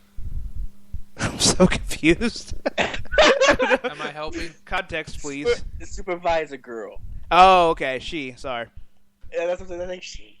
Oh. You sexist pig. Well, technically, the icon, the default icon is asexual, so I can't actually tell as what far gender. as you don't know if it's wearing pants or the dress. I don't know if it's wearing any undergarments either. See. See? But no, I do want to say that. Speaking of The Wire, and I think someone quickly said Breaking Bad. That just reminded me of when it was made fun of on Family Guy, which I just posted a link so you guys can watch it. They make fun of how people always talk about those two shows being like the greatest on television. Oh, okay. Yeah, I'll have to check that out. Oh, you mean the easy jokes? Oh, Yeah. burn. But, yeah, so she had something to say about Walking Dead. And now we're going to move on. So, everyone has a YouTube, nowadays, and some people actually manage to make money from it. I don't know where these crazy creatures are, but they're out there. And they're among us. I mean, it's like aliens that can take human form. It's like They Live. Yeah, but we don't we don't have those shades to identify them. But you need to make sure you got the wraparound Oakleys. That's the only way you can see them. That's sponsor of the podcast. Not really. We have to pay them though for merchandise. So they work out very well. Them. But apparently, a survey finds that some online personalities have accepted money in return for coverage. It's almost like advertising. Or something. So I'm sure some people blew a gasket here in this, like, oh my god, like I thought they just really loved the commish, but turns out they were just paying them to talk about it. They're not part of the Michael Chiklis alum that I thought they were. They're not the president of the fan club, so They're not the 80%. Yeah. Or the 95%. They're not the 1% that loves Michael Chiklis above all else. It's like people with like luscious flowing locks shave their head bald. It's like the Marines, but like it's Michael Chiklis. Yeah. Remember, family, God, Michael Chiklis. Yeah, I was gonna say the few, the proud, the Chiklis. The Chiklises. You ever seen A Few Good Men? Yeah. They use that phrase in there. Oh, okay. Where it's like family, country, God, Marines. And pit war. Yeah. Pit war. So I don't know. I don't know what you had to say about this. I don't know. I mean, I'm not surprised, obviously. Okay, one, I'm not surprised. I'm not disappointed. Because we've always heard the rumors. So after a while, you hear them enough, and you hear them from certain people, like Angry Joe and other people like that. Angry Joe. You start to kind of develop your own opinion off of that, and that's pretty much what I did. Where it's just like, well, yeah, obviously. I mean, you can't rule it out to begin with. You can't just be naive and just say, oh, well, that doesn't happen. Yeah. We don't hear the reports. Obviously, that doesn't happen. It's like, no, it happens. It happens in any industry. It's how movie reviews get made. That's why a lot of these people that review movies and games professionally, how they're able to get the scoop a month or so ahead of time, early screenings, stuff like that. With that said, I don't know. The fact that they were getting paid under the table or having to sign NDAs, for those that don't know, non-disclosure agreements, it's not surprising. There was something that was said later on in the article. Maybe you can help me find it, where someone was like, it's a bit too, there it is. I'm all for profiting from your work, but taking payment to play a game in this manner is a bit like taking a bribe to provide a good review. It feeds dishonesty. Well, welcome to entertainment. Welcome. Where your naivety is met with condescendence. I don't know why. It reminded me of X-Men the Animated Series with Mojo. He's like, we got blood, we got love, we got blood, we got love and hate, we've got entertainment. Yeah. Walks around those little spider legs. But yeah, I mean, that's kind of like par for the course now. I mean, it's really lame that that's the case. I think the worst part about it is like not being honest. Like, it'd be one thing if we were like, hey, we're reviewing this product. They are paying us, but here's as objective as we can be. Yeah. But I mean, I don't know. I mean, well, then that defeats the purpose, which also stands to reason that the reason why they don't do that is probably because they're signing NDA contracts. Yeah, that's true. I would love. If they do that, then they can be taken to court, and none of those dudes are going to be able to afford, those court costs. Yeah, I just would love to like have a sponsor that's paid and just rip everything to shreds that they do. Yeah. You're like, well, thanks for the money, but here's how I feel. Well, that's what I would do. And I mean, I would take the money, to be honest. I'm not going to lie. I'll take the money, but I'm still going to give an honest review. It's not like they're going to be paying me full time for the rest of my life, because if they wanted to do that, they would just make me a company employee. Yeah. Might as well just do that, Like, well, let me be a full-time reviewer and just work for you. Mm-hmm. Why not just do that? And so, like, why not just cherry-pick these personalities and just have them work for you and represent you in the community? Yeah. They've built themselves up. Their YouTube is their resume. All you got to do is just give them a contract and like, hey, represent us, review our games, pimp them, sell them, do whatever. Mm-hmm. Get them out to your fan base, to the people that follow you. All the work is cut out for them. Yeah. Why not just take that extra step? Like, I don't understand why the shystiness. Well, I mean, I get it, but it just seems so redundant. Because they're owned by Google. But I think it's so unfortunate because it's like YouTube is such a great platform, and it's like it just seems like the more popular they get, the more just like BS they do. Yeah. With the whole thing when we had Kelly Nova on, she's talking about like it's so hard for people that create content to actually try and make money, and they've made it even harder now. And they have the whole thing where if you use any music, they take some of your money. Certain companies trying to take the money that you earn from your videos. It's just like it's this uphill climb, and it's like the reason why this YouTube even exists and the reason why it's this hugely profitable company is it's all user content. It's not all the freaking garbage of I don't know, whatever, I forget. It's like Vine or whatever, and they have like those official music videos. It's not those assholes making all the money. It's regular people, or irregular people, making content that people love, and they're like, all right, well, we're going to find a way to screw you all so we can go the way of MySpace and destroy ourselves. To be honest, I would just put like a donate link. Like, here's my PayPal. Mm-hmm. If you want to, support me and give me money for doing absolutely nothing, here's the link. I take goods or services, but honestly, that's what I do. I think if we blew up, I would just be like, I wouldn't even use the ads. We still don't do the ads, and we get 1,000 views on quite a few of our videos. But not to pimp ourselves too much. No, I mean, but a lot of our videos, they have like under 50. Yeah. And then there's other ones that are just like astounding. one has 2. Yeah, one's got 2. Well, that one came out like 3 days ago. Yeah. Well, there's one that came out like 5 months ago. So there's 2. So. Fair point. Yeah. But I mean, if we blew up and we had Blood Ocean subscribers. When we get to that Blood Ocean level. Yeah, I would still put like a donation link and just like, here, just donate to the YouTube page. I mean, donate to the website. Yeah.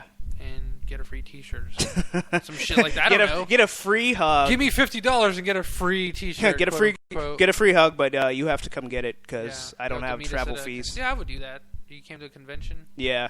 I give people hugs. I'll give people a free boxing match. As long as they don't smell. All I ask is you wear some, like, as long as your pH balanced. As long as it's not acidic. We can hug. Or it has to be purely alkaline. And trust me, start comparing the pH balance. Hold on. you have that little like pool tester kid. You swipe it on their sweat. You're like, hold on, wait a second. Yeah. It's like developing like a Polaroid. It's like, all right, you can hug me. You get to the corner. Get to a shower. You disgust me. For my prize, it's like you get a 1 minute round with me in the octagon. So we'll go toe to toe. Go fisticuffs. Geek Snob says we tried to give the free T-shirt away and we still didn't get any fan quote unquote interaction. Dude, Geek Snob, dude, we relate 100%. We need to like connect at a convention or something in the future. But yeah, go ahead. We've done several contests. We gave away gift cards. I'm trying to remember the most recent one. We gave away the Dark Knight trilogy. Yeah. And that's actually how we found on Blu-ray. Yeah, on Blu-ray, the entire trilogy. The one that looks like a big bat symbol. Yeah, all you had to do was listen to 3 episodes. I remember.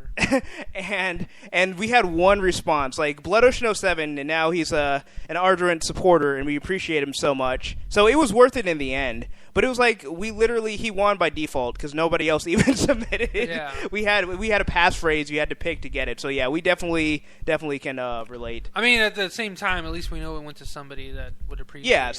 Somebody awesome and full of blood oceany. But I'd like to say we bribed his allegiance. Yeah, we paid him off. You debate the ethics off camera, people, but I feel like it was a worthwhile. Hey, we're children of the '80s. We know we don't have ethics. Yeah, but the most what's the word I'm looking for? Help me. I don't know. The thing that I've seen at conventions that have seemed to get like the most people talking about them. Yeah. Is the one was with oneofus.net. Shout out to Brian Salisbury of oneofus.net, who will hopefully one day make it on the podcast. Yeah, once we reach out to him again. Yeah. But they had a little sign on their thing at a StapleCon, and I actually won it. I think a few people entered, but I won. But they were giving away a picture, and I'll post it up once I actually got a frame for it. But it was Shaun of the Dead, the Cornetto trilogy, and it was Nick Frost's character and Simon Pegg's characters from all 3 films, and their heads from each film was caricaturized. Yeah. And it just said oneofus.net or become one of us or something really cool. But it was an ode to the 3 Cornetto trilogy. And I won it. And what they said, enter the contest. Like us on Facebook. Or it was Twitter. Follow us on. It was 3 steps. Step 1 was follow us on Twitter. Yeah. Step 2 was tweet this phrase, and then have a friend retweet it or something like that. Yeah. And then stay tuned, kind of thing. And then I did all those things and ended up winning it.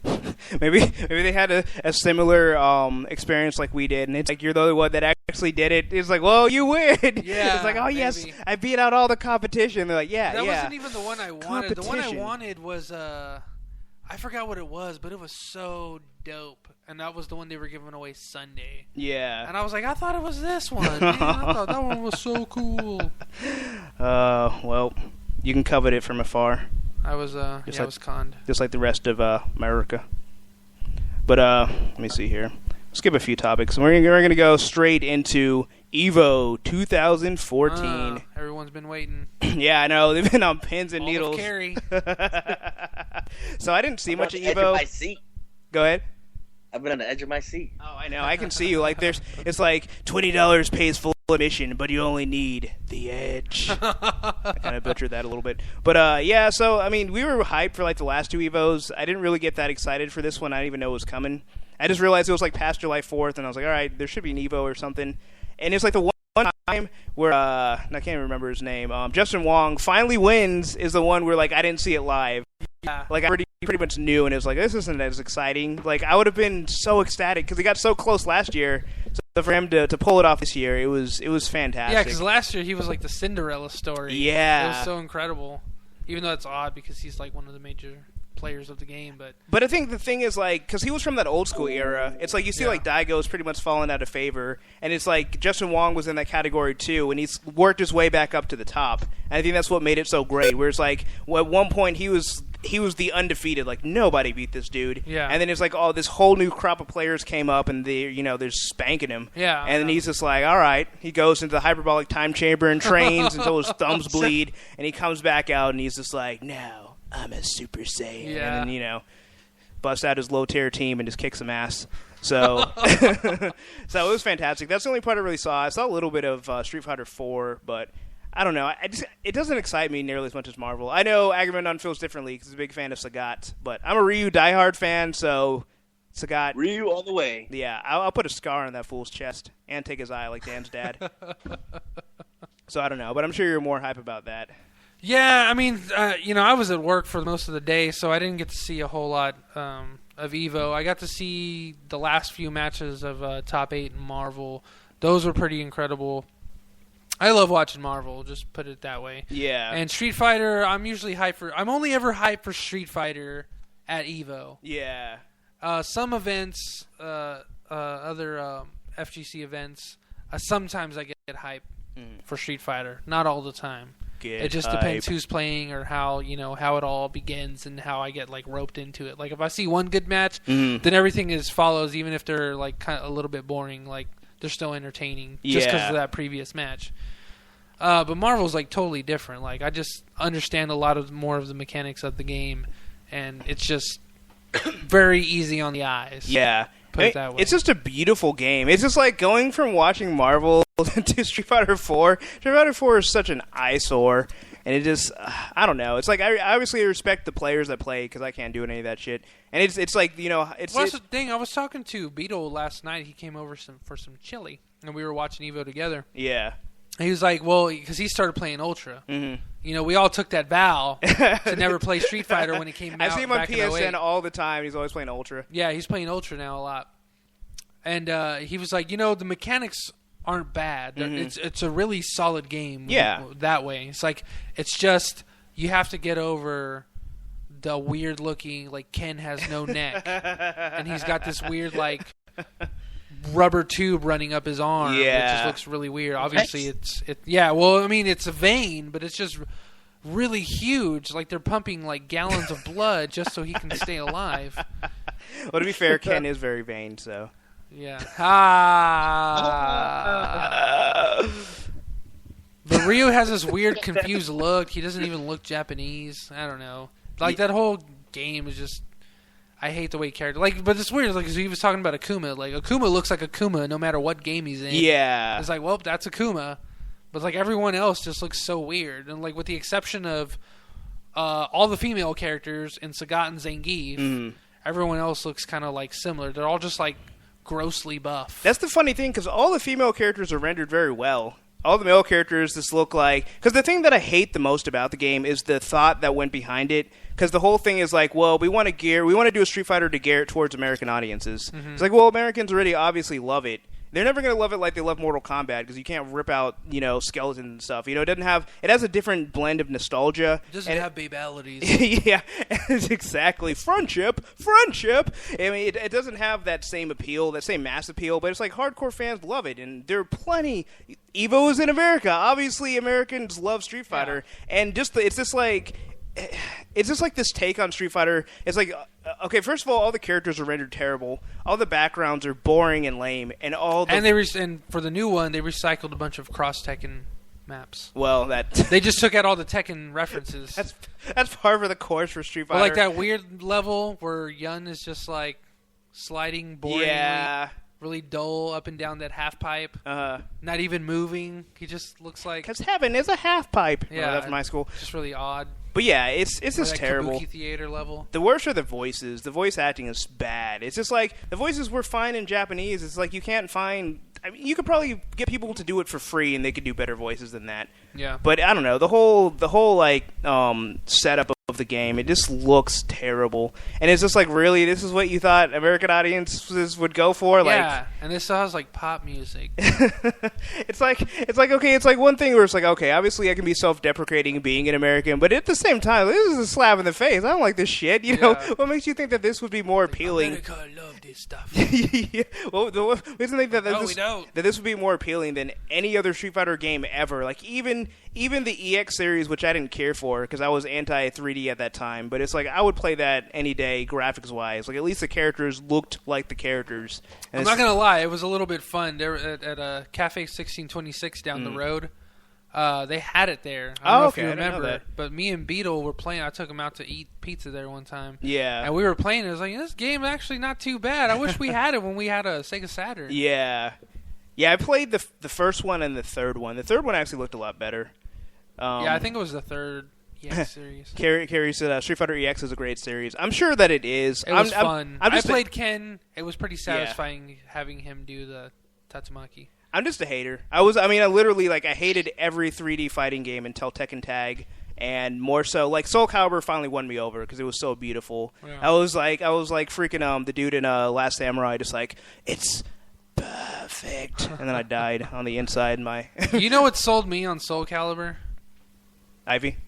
Well, there's Ivy, but it was the announcer voice. Oh yeah, Soul Calibur. And still the soul burns. Yeah. So I don't know. That's all I really had to say about Evo. I don't know. I'm sure you have more to say about it than I do. The matches were exciting. The one match that I didn't get a chance to see was Marn taking out Chris G. I heard that was a sight to behold. Oh, I bet. I bet he licked his lips too. Yeah. Another man, like all of top 8 was pretty damn good, but it wasn't until about I think by the time they got to top 5 where it was like it really got interesting. Yeah. Jan and Ray Ray. Oh, Jan nice. made it to top 8. First off, shout-outs to Jan. I know he probably didn't listen to this. It's not his thing. He loves listening. He's probably to this. too busy playing Marvel and just being like socially. I don't know. Every time I see Awkward. him, Studios. not even awkward. He just like never seems like he like. I don't know how people make friendship with him because he seems to never talk to anybody. Oh, I see. Maybe he just communicates telepathically. I think so. I think he communicates with facial expressions. Yeah. And people see him like, oh, he's in a good mood today, or, you know, he kind of has like a half smile, like, dude, stay out of his way. He's not in a good mood. But anyways, I was all waiting for more laughter. I don't know why. I made another Fake funny. It. Just fake it. It's cool. Hey, fake it till you make it. But Chris G and F Champ, that was another really great match. F Champ it was hard who to root against because I didn't want to root for either one of them because I don't really care. I respect both of their gameplay. I respect that Chris G took Morrigan and made her a relevant character because no one else could do that. Yeah. Not the way he does, anyway. And So I respect pissed. the hell out of F Champ for not only using Phoenix, but then just throwing her into the fold without waiting for 5 bars. Yeah. That was something. I was quite impressed. Not that he's got to go out and impress, you know, a lowly nobody like me, but the fact that he just goes out there like, yeah, I'm gonna sub her in even though I got 2 more bars to go. Yeah. And he was like, I mean, it didn't work out every time, you know, because you block an X Factor, it's like Chip is like 3 hits for her because she dies so quickly. But there was times where he was just owning it up, taking risks, and I was like, that's what I want to see, man. Yeah. That's what I'm talking about. But he still couldn't hold his own against Chris G. I think Chris G took it free, 3-0. Oh, wow. Did F Champ cry again? He might. He probably. If he did, I think it was off screen. I think Chris G probably used his tears to power him for like the next match. He's Yeah. like, yes, your power and Yeah, your because rent F-Champ money. actually he got sent to losers by Justin. Now that Carrie mentions it, and he was. There was, I think it was 2 matches that he pretty much. I don't think he threw away, but there was at least one match that was all him, and Justin Wong. Almost as usual, because that crazy Wong factor. He just comes back. I think it was with Wolverine. Oh, and he nice. just shredded it up. Yeah, and F Champ just choked. He got sent to losers, and he lost against Chris G. To be fair, Wolverine is the best at what he does. Yeah, that's true. And what then he does Chris is G, I win think, Evo. went on to play Ray Ray, or that might have been before, but he took out Ray Ray pretty free as well. And it just looked like, oh, well, you know, because Chris G lost really early on against Marn. And a lot of people were just like, oh, well, if he has to play Marn again, you know, it's going to be over. And it wasn't over. He just kept going, kept owning everybody in usual Mora Doom fashion. Yeah. So I was kind of like, man, I hope this dude... Like, later on, I was kind of like, you know, it'd be nice to see him win. Because year-round, for the last 2 years, he's been winning, like, practically every major. Oh, yeah. But he just can't win Evo, you know? So it's just kind of like that weird, like... I don't know. Kind of ironic, I guess. Yeah. Or like you win all these tournaments, but you don't win the one that matters the most. Just to go to a quick sports reference, it was like the year where like the Patriots had a perfect season, and that was the one where like they were accused of like spying on everybody and getting their training footage. I remember that one. Which is probably why they were winning. Yeah. And then they get to the Super Bowl and get owned. It's just like, how do you not lose a single game just to, you know, blow it? It's like the one game you should not lose. You know, you could have afforded to have a few losses going into it, but it's like the one game you got to win, you know, you lose it, just like Brazil. Oh, too soon. Too soon. Not soon enough. World Cup. You should have won the World Cup to protect your balls, Brazil. Yeah. But But when it came down to it, it was Chris G versus Justin Wong grand finals. yeah. And Justin Wong did not let it reset. He Oh, just not won at all. 3 straight, and that was it. And it was over. he End of immortalized story. him. He was like, "Oh, you got a soul fist? Well, I got these." And he Yeah, it popped was his just claws. crazy to see, like, people, I mean, in comparison to the, like, people widely consider Mora Doom, Virgil the greatest team Yeah. in all of Ultimate Marvel. And Justin uses Wolverine, Storm, and kind of interchanges them on assist. And Akuma. And Akuma, yeah. And Akuma is regarded as one of the best characters, but he's got really crappy life. So that's the risk you're willing to take. Akuma, get a life, doing bro. incredibly great combos. Yeah. Is that you can be done in one combo, one easy combo. Like a Sentinel medium rocket punch special, and it's over for Akuma. Sounds tasty. Just something so simple, but yeah, just seeing Justin Wong avoid all those fireballs, the Morgan fireballs and all that, and just like methodically taking out Chris G. Like, I've got your number. Yeah, it was I'm having just letting none you of know it. ahead of time. I'm gonna go and win this, Yeah. and I can do it for us. And you can just let me be, or I can destroy you. And I think it was a little bit of both. Yeah, pretty much. Yeah, it just looks like it's like as dominant as Chris G has been, and he won last year's, right? Yes. Yeah, it's just like it's like No, Chris G didn't win last year. Oh, okay. Was it Infiltration? No, Death Street Fighter. Oh, Crazy motherfucker. I don't remember. Wait, who won last year? I thought he did win last year. Did he? I thought so because he won last year, and before that was F Champ. It was F Champ, and then it was it was Flocker. Flocker won Oh, last year. okay. Oh, that's right. Flocker beat Chris That's G what it was. That's what it was. with his Zero May Cry team. That's what it was. Yeah, Flocker. Yeah, thanks, Gary. But yeah, I guess it was I don't know. Well, I guess Chris G wins. Flocker got taken out. I was so happy. It's like out of all the teams that people hate on, I hate Zero May Cry. Oh, the most. yeah, I yeah. hate Zero the most because Zero is just so flat. He's got that one combo that everyone uses. It's like once you see lightning loops, it's like. Pfft. It's like watching the same episode of Seinfeld over and over. These pretzels are making me thirsty. What's the deal with Mega Man? Why it is he a in the snore game? fest because you're right, Carrie. Because it's just the same damn combo every time. You got to watch out for that cross up, and it's really hard. Not saying like I'm gonna go out and fucking do it, but it's gonna be tough for any opponent to get by that. But you know it's coming, Yeah. and you know that player. That's all that they're looking for is that cross up so they can start lightning loops. That's it. That's all they're waiting for. There's no other different change up. There's no switch up game, option select, nothing like that. Yeah. It's just like there's an option select on how they're going to start the lightning loops, but that's it. You know the lightning loops are coming, and there's nothing. Well, there's probably unless you're Justin Walker G, there's nothing you're going to do to stop it. Yeah, it takes top 8. It's like as exciting as that game can be. Like that's probably the thing that is the least exciting. It's so boring. Like when we went to one of the Ranbats and everyone was just killing everyone with Zero. It's just like it was cool at first, the first time you see it, but after that it's like, all right. This is really cool. It's like, well, can Zero do anything else? Like, well, he can speak Japanese. Oh, well then I'm done with this character. He's got a laser sword and a long ponytail. Yeah, but he doesn't use any of those. Yeah. It's like getting like I don't know a new piece of technology and it's supposed to have all these features. It can Yeah. it can make and receive cellular calls, but can it take pictures? Well, I mean, it can make and receive cellular calls. I mean, can it text? It can make and receive cellular calls. I mean, it's like an 80s phone or It's like something. it's got this beam sword, but it's only ever good for H. Yeah. But yeah, it's pretty terrible.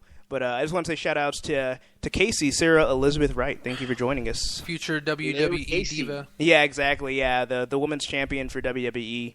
Chair shots to the head. Chair shots round and round.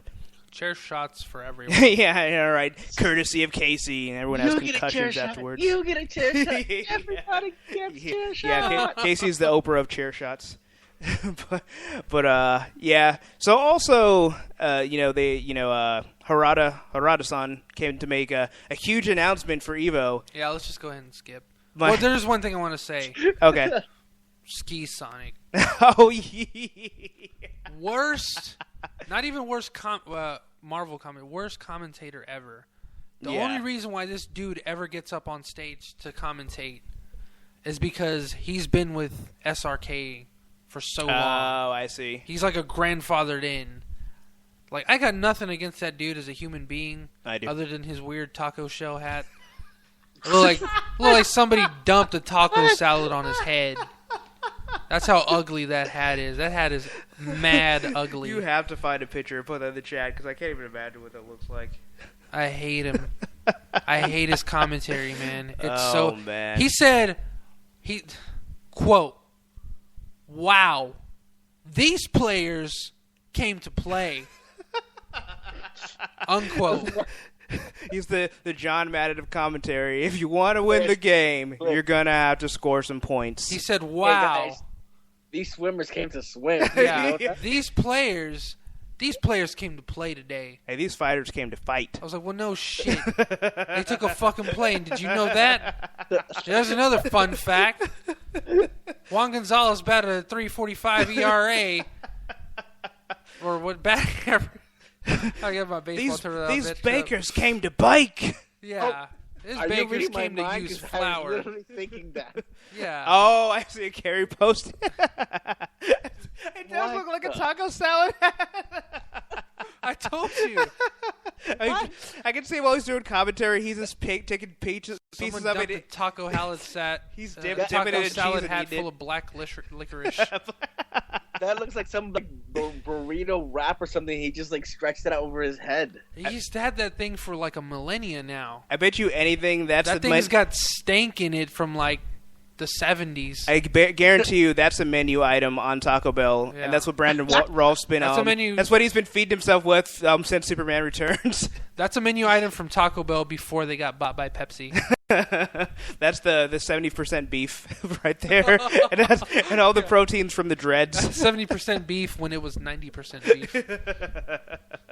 Oh man, with a few cinnamon twists thrown in there. Yeah. Oh man, I miss those. Damn, now I want some cinnamon twists. Oh man. But I haven't had Taco Bell in 3 years, so Well, there you go. tough shit. You're- Tough shit. Amaro. Your insides, Literally, your we were talking insides about will Taco- thank you. What's that? No, you were saying that, which then now when it comes to crapping and all that, it's connected with Taco Bell. Yeah, That's crap. Yeah, definitely. Anyways, I will say for Street Fighter 4, be on the lookout for Snake Eyes. That dude is hella dope. Oh yeah. Yeah. Is he also soft-spoken like He's Snake Eyes? a Zangief player. Oh, nice. I am Russian He is Cyclone. so good. Like, just watch. I mean, his play's like a little bit boring, Mhm. but watching people that are like Shoto characters, like Yeah. Fireball characters, Oh. play his game because he doesn't attack. Uh-huh. He just sits there. So they go in, but he does this weird like crouching mid kick, Uh, and he uses a spacing for the grab, for the Yeah. command grab, oh, I see. and he gets it a lot. It's just so crazy to watch, man. It is a sight to behold. It was pretty amazing to watch somebody use Geef. I'm sure like Putin that. would be proud. It's like, to me, watching his Zangief is like watching Diminion's Guile That's what exactly in Super what I was Street thinking. Fighter 4. Yeah. I don't know if Guile's the same now because Diminion got. Did Diminion go? I don't know. Well, he didn't make top 8 if he did, so he must. If he did go, he got eliminated pretty early. Well, hopefully Zangief will be at the next Sochi Olympics because Russia could use him. There you go. But Dumb. okay, so Harada-san. Harada-san. If you don't know who Harada-san is, he's the series creator for Tekken. Yeah. So if you love Tekken, you gotta love Matsuhiro Harada. I don't remember what his first name I is. don't know. Whatever. But or maybe it's his last name. I forget. In Japanese, it's switched. But anyway, so my favorite part about this is like, so he's like, I'm going to make a huge announcement, on Sunday at 3:00 or whatever. And so everyone's like, oh my God, finally Tekken Cross Street Fighter. Yes. And I was laughing so hard. I'm like, he is not going to announce Tekken Cross Street Fighter. That game has been taken out back, made to look at the flowers, and he blasted that in the back of the skull. That game is dead. It was killed quietly. I guarantee it. Yeah. I guarantee it. If that game comes out, I will If buy any it. game was reminiscent to what people keep thinking The Last of Us is, or The Last Guardian Yeah. is, it's actually Tekken Cross Street Fighter. Yeah. It's in the grave marked The Last Guardian. That game is not. That game is dead. I guarantee if that game comes out, I'll buy a copy and we'll have a contest for someone to win it. Like that's I'm Okay. so certain that game is dead. Like after the train wreck that was Street Fighter Cross Tekken, like they want nothing to do with that franchise. Like, that game was stillborn. But thanks, Casey. But I was waiting for that game. Me and another friend, because we prefer the Tekken combat system, and so we were waiting for Tekken Cross Street Fighter. So when the Street Fighter X Cross Tekken came out, we're like, whatever, we don't care. We'll wait for the other one, and we're gonna wait until like we're dead. Pretty much, it's gonna come out whenever Dr. Dre's new album comes out. You guys should hook up with Carrie. I think Carrie plays Tekken on PS3. Yeah, well, we'll definitely get to that in just a second. So I think that game's not coming out, and I just thought it was so precious that people actually thought that's what it was going to be. Well, I was one of those, so thanks for. Well, you're so precious. Thinking facetious thoughts of me. Well, it's just the fact that it's been at least 2 years now. Yeah. Because I was really excited too, because I was like, I just want to see how the Street Fighter characters are rendered in Tekken graphics, to see a proper 3D, excluding Ultimate. But a proper 3D Street Fighter game was like, this is going to look excellent. Like, I was really excited. And then, like, after at least a year went by and there was no new news, no screenshots, nothing, I was like, this game's dead. There's no way it's not dead. Yeah. And there was even, like, a quote where Harada's like, I really don't even want to make this game. Yeah. I was always reluctant on making this game. I never wanted to make it. Yeah. But to see Street Fighter, like, getting the love and care of Namco, like, I would have loved it. But I didn't want to have this kid in the first place. Yeah, exactly. But it's dead. Coat hanger to the brain. But, to get a little morbid. So instead, they announced Tekken 7's coming out. Yeah. So really? Awesome. So I know Luis is happy. And speaking of Kerry, he should hook up and have a few battles, some Tekken battles with Luis. Well, Luis and I had some Tekken battles of our own. Oh, yeah? Yeah. If I saw you can call it that. It was more of you slaughtering me. Because when we started playing, I was like, listen, I haven't practiced yet. So I'm gonna be rusty. I was playing a different game, and I was trying to get the platinum for it. So I didn't focus on getting Tekken and trying to practicing it, because it's been about at least a year or so. Yeah. And Prometheus, he's like, oh, don't worry, I'm rusty too. Within like 30 seconds of the first fight, he already like slaughtered me like 10 times. Yeah, I should have probably warned you. I'm pretty sadistic when it comes to video games, especially fighting games. I got a story. I think I got a story. Okay.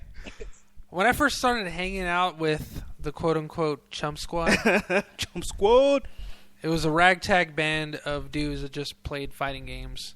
Prometheus here, I feel comfortable saying you were the leader of that group. Yes. And there was Mike, there was Sir Hooper, and there was Bitch Chris, Bitch Barry. We had a lot of bitches, apparently. Yeah, there was a lot of bitches. And then Marcus, I guess, was kind of like an unofficial. Yeah. Oh, he was. Oh man, he would have been great had we not lost contact. But he went to college and he mellowed. He became a success. That kid was like the cockiest little kid you had ever met. Like, we had such promise for him. Like, we were like, you're gonna succeed us one day, and you're gonna be excellent. And then he just got all humble and mellowed out. I don't want your future. I don't want your cockiness. But yeah, so yeah, we played video games. We played fighting games all day. Like, I mean, literally, I had calluses on my thumbs because I played all day long. Like, had we known that there was a competitive fighting game scene, we definitely would have been like all in it. Like, we were always like hunting for new challenges. We were literally like Akuma, wandering the world. We go downtown to the drag. Yeah, we'd always get beat by some Asian dude. Yeah, we were walking around with the heaven sign on our backs, like, I need a new challenge, walking all slowly in the mist and shit. But yeah, so everyone's saying Goki in unison. Yeah, but I first met these guys and we were playing Third Strike. I had never even seen nor heard of Third Strike. The last fighting game I had played, it's not even a fighting game. I'm not going to be honest. The last game I had played before that was Tony Hawk's Pro Skater 2. I had a GameCube. Hey, Tony Hawk was a fun game. I won't even hate on it. No, I remember, because you guys were so nice to me when I first joined y'all's group. I was like a big loner my first 2 years. My sophomore and junior year of high school, I had moved from a different high school, and I hated everything about it. I hated everything about Bowie. Yeah, one day I found Agamemnon. He was floating down a river in a basket, and I picked it up. It was like, come with me, child. I shall call you Moses. I found him like a Nightcrawler got found. next to the reeds. But go on. Yeah, so they were so nice to me and stuff, and they brought me into their group, and we were playing fighting games. These dudes are some of the most unforgiving people, but they're nice about it. They were really cool. But then when you get them all in a group together in one tiny little bedroom, oh my god, the shit talking. It was like smog, dude. Like you couldn't breathe. You had shortness of breath. You can't see a foot in front of you. You're just like, there's so much like anger and oh my god, I can't even describe it properly. It was just funny because anytime I was in a whirlwind of emotion. Anytime anyone came to hang out with us, they literally thought like we hated each other because we would talk so much shit. Yeah. And we would not only just talk shit, it wasn't just verbal. It was like we'd try and find ways to embarrass the other person. Like we'd play with one hand on the controller, we'd put down the controller, walk away, come back in, and still beat someone. Now we'd do like push-ups while we're playing. We'd eat pizza while playing, just whatever you can do to just demoralize the other person that much more. Yeah. And and it worked. That was the worst part because then the rest of the people watching would just rally to the cockier person's side. So it was literally like instead of life meters, it was like cocky meters.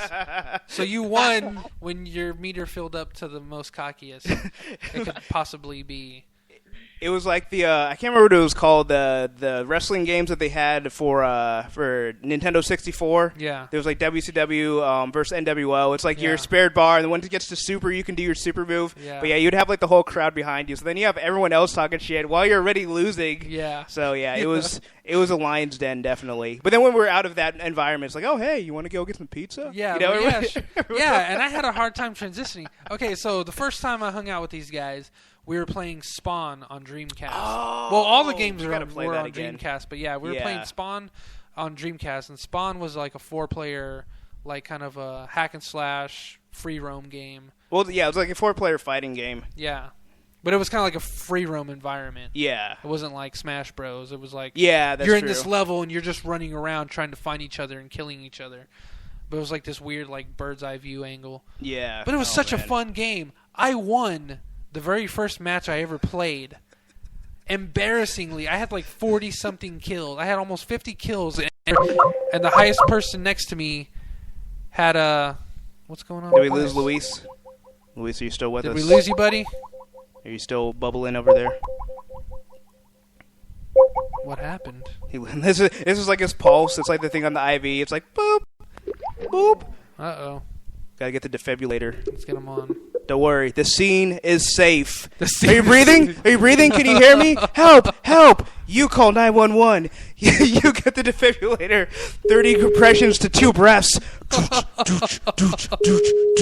to the theme of staying alive. For those of you who don't know, that's pretty much how you do CPR. If anyone is choking, he was saying the power went out, or not breathing, just give them chest compressions. But pretty much right on the breastbone to the theme song of staying alive, and hopefully they will indeed stay alive, and you will have saved a life. You back, Ice? I'm back. Yeah, like I said, we were just. I thought I'd never hear from you again. Our power went out because of the storm, but I'm on my iPhone now. See, I will do whatever it takes to be with you guys. Damn, you sound like crispier too. Storm flew through there, and she's like, "When deliver ice from this podcast?" And Luis was like, "Oh, I got ice powers too, bitch! Ice beam!" It was a battle of epic proportions.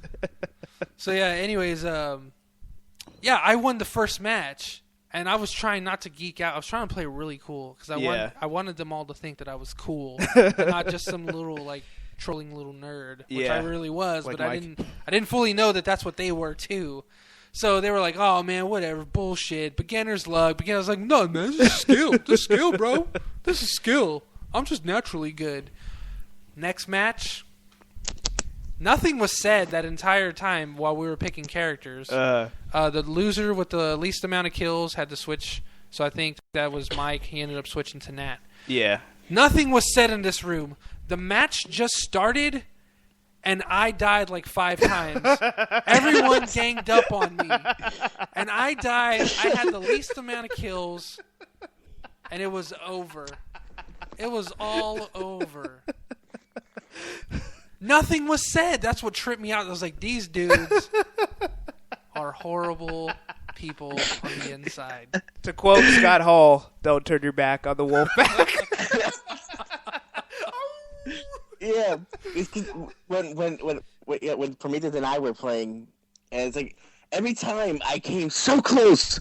Oh, I literally, I'm not kidding. I literally only needed one hit. I could have just poked him, just blew softly into his direction. I would have won, and he still came back and got me. Yeah, that sounds like Prometheus. I'm not gonna lie. If you play Prometheus, you don't want to play Nat. You do not want to play Nat. Yeah, he makes me not want to play video games ever. He makes all of us not want to play video games. But yeah, I feel bad because I was also like, I had to hold back so much, Luis. Like, I apologize. I'm even worse than that because like we were also chatting on Facebook, so I would chat something to him like after each round. And the worst was like he was being harangued. Who I used to like? He was my character always. Like when I first played Tekken 3 and on, like it was always Harang, sometimes Law, but I always would go back to Harang. Right. And then I started using Asuka more recently, so I was just being her, and Luis was being Harang. So I was like, all right, I don't want to do like a mirror match. So after I had beat him a few times, like, let me show you how to use Harang. And Luis was like, oh, he said like the smiley with the sad face. Like, come on, don't do that. He came as Haranga, and after I already picked it, I'm like, oh, you're just evil. Yeah, I hate mirror matches. Yeah, the demon that dwells inside me, Luis. I was feeding him, and he was very hungry. Yeah, every time you say something like, hey, man, don't do that, you're feeding him. You're feeding the gremlin after midnight. It's pretty much like the Sith. It's just like, yes, Luis, let the hate flow. Yeah. I was shooting lightning from my fingers that entire round. It was pretty epic. Yeah, the only time I actually beat him was with Jin. And I'm like, even that, I'm pretty sure I just got lucky. Well, no, you beat me fair and square. I can't deny that. Yeah, I was being king, and he destroyed me with Jin. I actually was like, I was gonna be like, give me a rematch. Let me show you what I can do with Asuka against Jin. But I took my defeat graciously. But no, I was actually impressed. I mean, the only thing is like I just found it. I mean.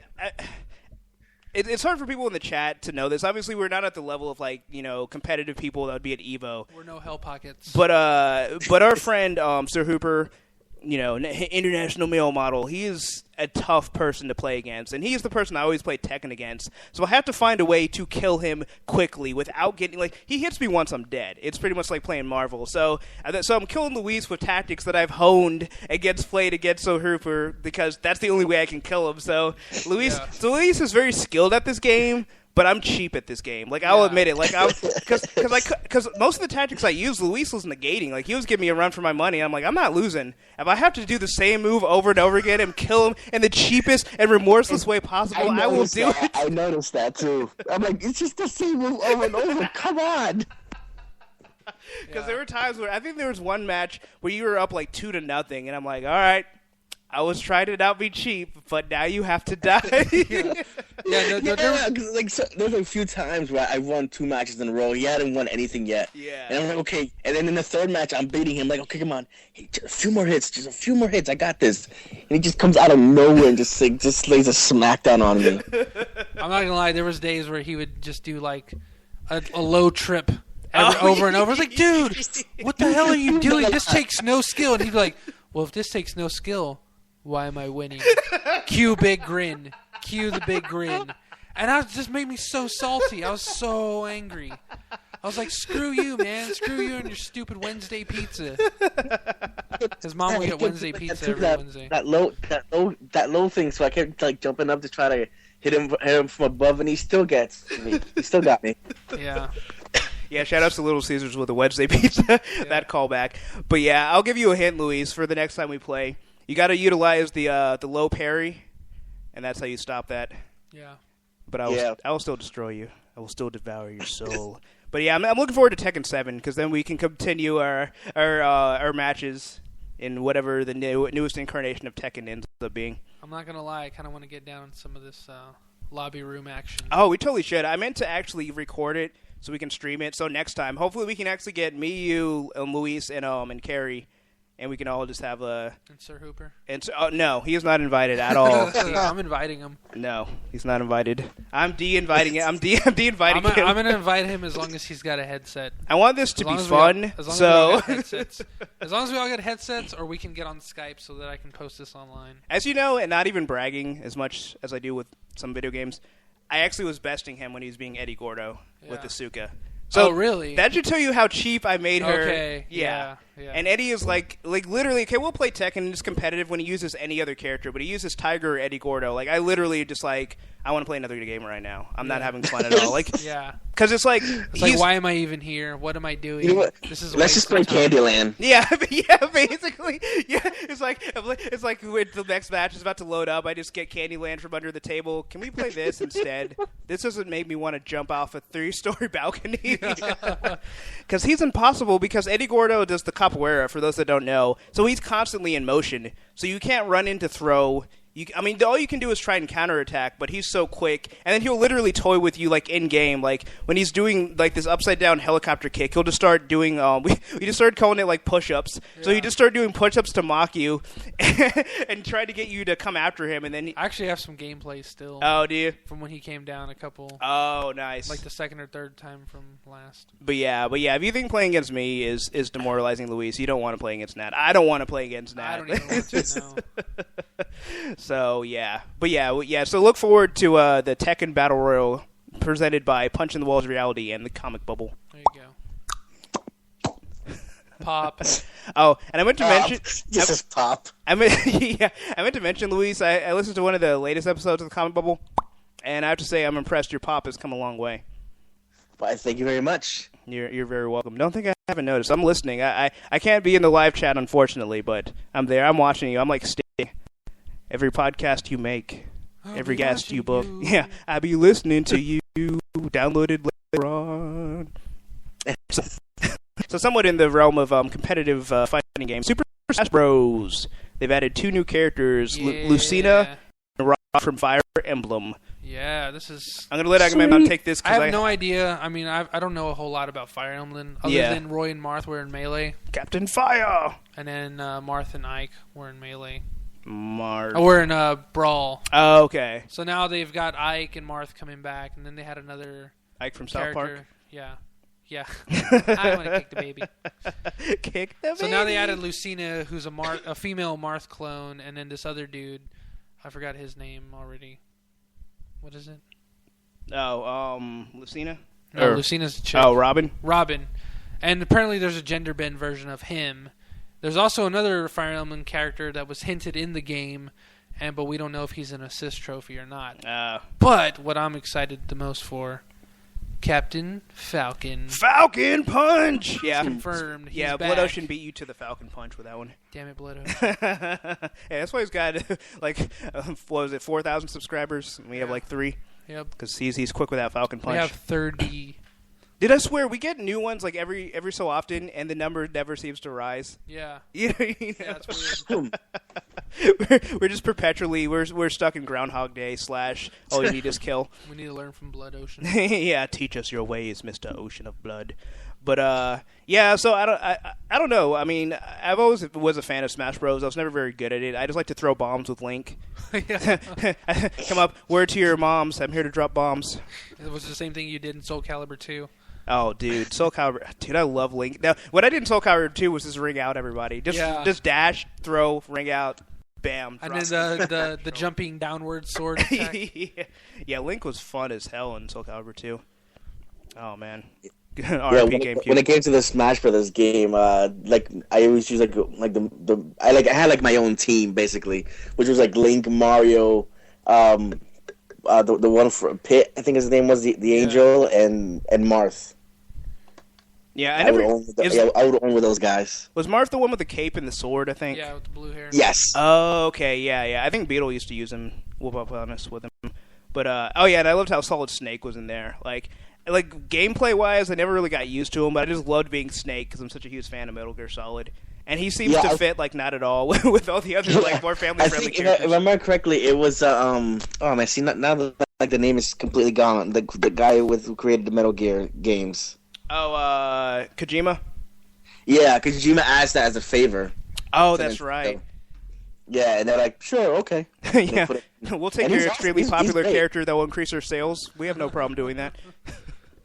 But yeah, that's fantastic. Yeah, oh man, I just love Metal Gear. I finally actually beat Ground Zeroes. Yeah, right. Because I have no stealth, so I just kill everybody. Like literally, like I was telling Agamemnon, I'm like, this is harder than Splinter Cell because they just keep coming wave after wave after wave. And in Splinter Cell, you can literally just kill everyone in that area and just strut through the whole rest of the level. Yeah. And I thought you couldn't do it in Ground Zeroes, but I did finally reach the kill cap in Metal Gear Solid. Oh, really? Because like there, you hear like the radio traffic, like we're under attack, we need backup, and then like another wave will come, and another wave will come, and then finally they're like we need backup. It's like backup's not coming. Like, we have no additional personnel. They have families. They do not want to die. You're on your own. They're already gone. They've quit. Yeah. The worst part is you're still alive while I'm killing you. Moving on. So, we talked a lot about Luis's favorite Batman vs. Superman, Dawn of Justice. I believe you had your own title for it, Luis. Yeah, the Infinite Film Justice League of Infinite Craziness. Yeah, that's very appropriate. I mean, again, I've mentioned this before, but Superman fans, I feel so sorry for you. Because it's not even a Superman sequel anymore. Like, if you loved Man of Steel and you're like, oh, I can't wait for more Superman, he might make a cameo in this film, I think. Henry Cavill actually re-signed for the film. But it's all about Batman. I mean, you introduce Batman into an environment. I mean, it's like when you introduce like a different plant species or different animal species into an ecosystem and it completely changes it. That's what happens when you put Batman in there. And then Batman's not alone. He's bringing his gal Godot, playing Wonder Woman. Oh, yeah. I'm actually pretty impressed with myself with that one. And Cyborg's supposed to be in it. Jesse Eisenberg, Agamemnon's favorite. But I mean, it's become this, it's become this Justice League light now. But I don't know. But the person, even more so than the Batman, I'm actually very, very excited to see what they do with Wonder Woman, just because she's never been portrayed on screen, at all. Yeah. So the only other Wonder Woman, or I believe Linda Carter was the only. Well, besides the atrocious Wonder Woman pilot, but the respectable Wonder Woman. So she kind of threw in her 2 cents about it. She said, "The truth is that I wish her well. To play a superhero is kind of thankless in a lot of ways, and as long as they don't write it for a guy and put a girl in there, that's not Wonder Woman. Wonder Woman is about heart, about kindness, about righting wrongs. It's about all of us, right? That's where we live. It's all the places we live. That's really who Wonder Woman is. All the things we do, and there's still that secret self that wants a pat on the back every now and then. We come in all shapes and sizes, and I really do hope that she can bring that heart to the character. But unfortunately, David S. Goyer's writing and Zack Snyder is directing, so I don't feel like there's any hope." Well, she didn't say that. I lived that last part, but No, don't lie. That was quote for quote. Yeah, right. Yeah, she's like, "Goyer, I got my eye on you." So I don't know. We've addressed this before, and it's just like, I don't know. It's like I really want this portrayal of Wonder Woman because it's like she's such an iconic character and so important, as far as superheroes go and superheroines. And it's like you're putting it in the hands. I mean, I don't hate Zack Snyder at all. I love 300. David F. Goyer, on the other hand, can eat a dick. But is this like really like this is so you're gonna put the hands of most people's first exposure to Wonder Woman? Like, I don't know. It's really disappointing to me. Well, there's 2 things about the subject too. Is that one, the scenes that Gal Gadot apparently already shot were just as Diana, because she's shooting another film right now, and apparently she's going to come back afterwards to shoot the scenes as Wonder Woman. I wonder if that's like the scenes were shot before, and then she got all buff, and then then she's going to shoot the Wonder Woman scenes. Like it's going to be kind of like a Peter Parker Spider-Man moment where he looks in the mirror, and first he has a regular stomach, and then he's like arrow level abs afterwards. In the blink of an eye. Yeah, pretty much. I wonder if it's going to be like that, or it's more like, hey, we need more Wonder Woman. People actually responding to this positively, and then they'll actually do it. I was actually listening to NPR of all things, and they were talking about just Wonder Woman in general. And I want to say they had some DC or Warner Brothers spokesman, and they're like, yeah, I mean, we really would love to do a Wonder Woman movie, but most people that watch superhero movies are men, so we just don't think it can work. And it was just like the most bullshit excuse. Yes, that is. And I was just like, really? And the thing that pissed me off the most was like the host was like, yeah, I understand what you're saying. I mean, it would be nice if eventually we have that type of environment where, a female-led superhero movie can actually be fostered. It's like... Yeah, we can... oh, God. What? It's that so, environment right now. Yeah, it's just so asinine. The thing that upsets me the most is like, okay, obviously Hunger Games isn't a superhero movie per se, but it has a lot of qualities like that. Like, it appeals to the same, same type of people, more or less. And it's like, really? Have you not seen how people go apeshit over the Hunger Games, I mean, how many people watch the X-Men movies and, like, Mystique is my favorite character. I would love to see that movie, like, male or female. They love her as a character. Black Widow. It's like the market is out there. It's like DC just obviously can't get their heads out of their asses. Exactly. Yeah, and then the other thing is, have you guys apparently heard of the rumor about some teaser that they might show at Comic-Con for Batman vs Superman? Yeah, I heard about that. I heard about that actually on the Comic Bubble. It's right. But yeah, just to go over that again, just because I don't know if it's true, but obviously because it's just a rumor. Nobody knows. But if that does become true, I mean, it'd be an awesome teaser. Oh yeah, yeah. If you want to tell people about the teaser or like what happens in it, supposedly. Yeah, because from what I was told is that somebody on the production crew had leaked it out as a description from where it starts off with like the same screen that we saw in Man of Steel trailer with Zod warning Earth, give me Superman, you got a day, and all that. So you start with that screen, and then it starts slowly pulling back, and then you start seeing that there's a bunch of more screens showing the same thing.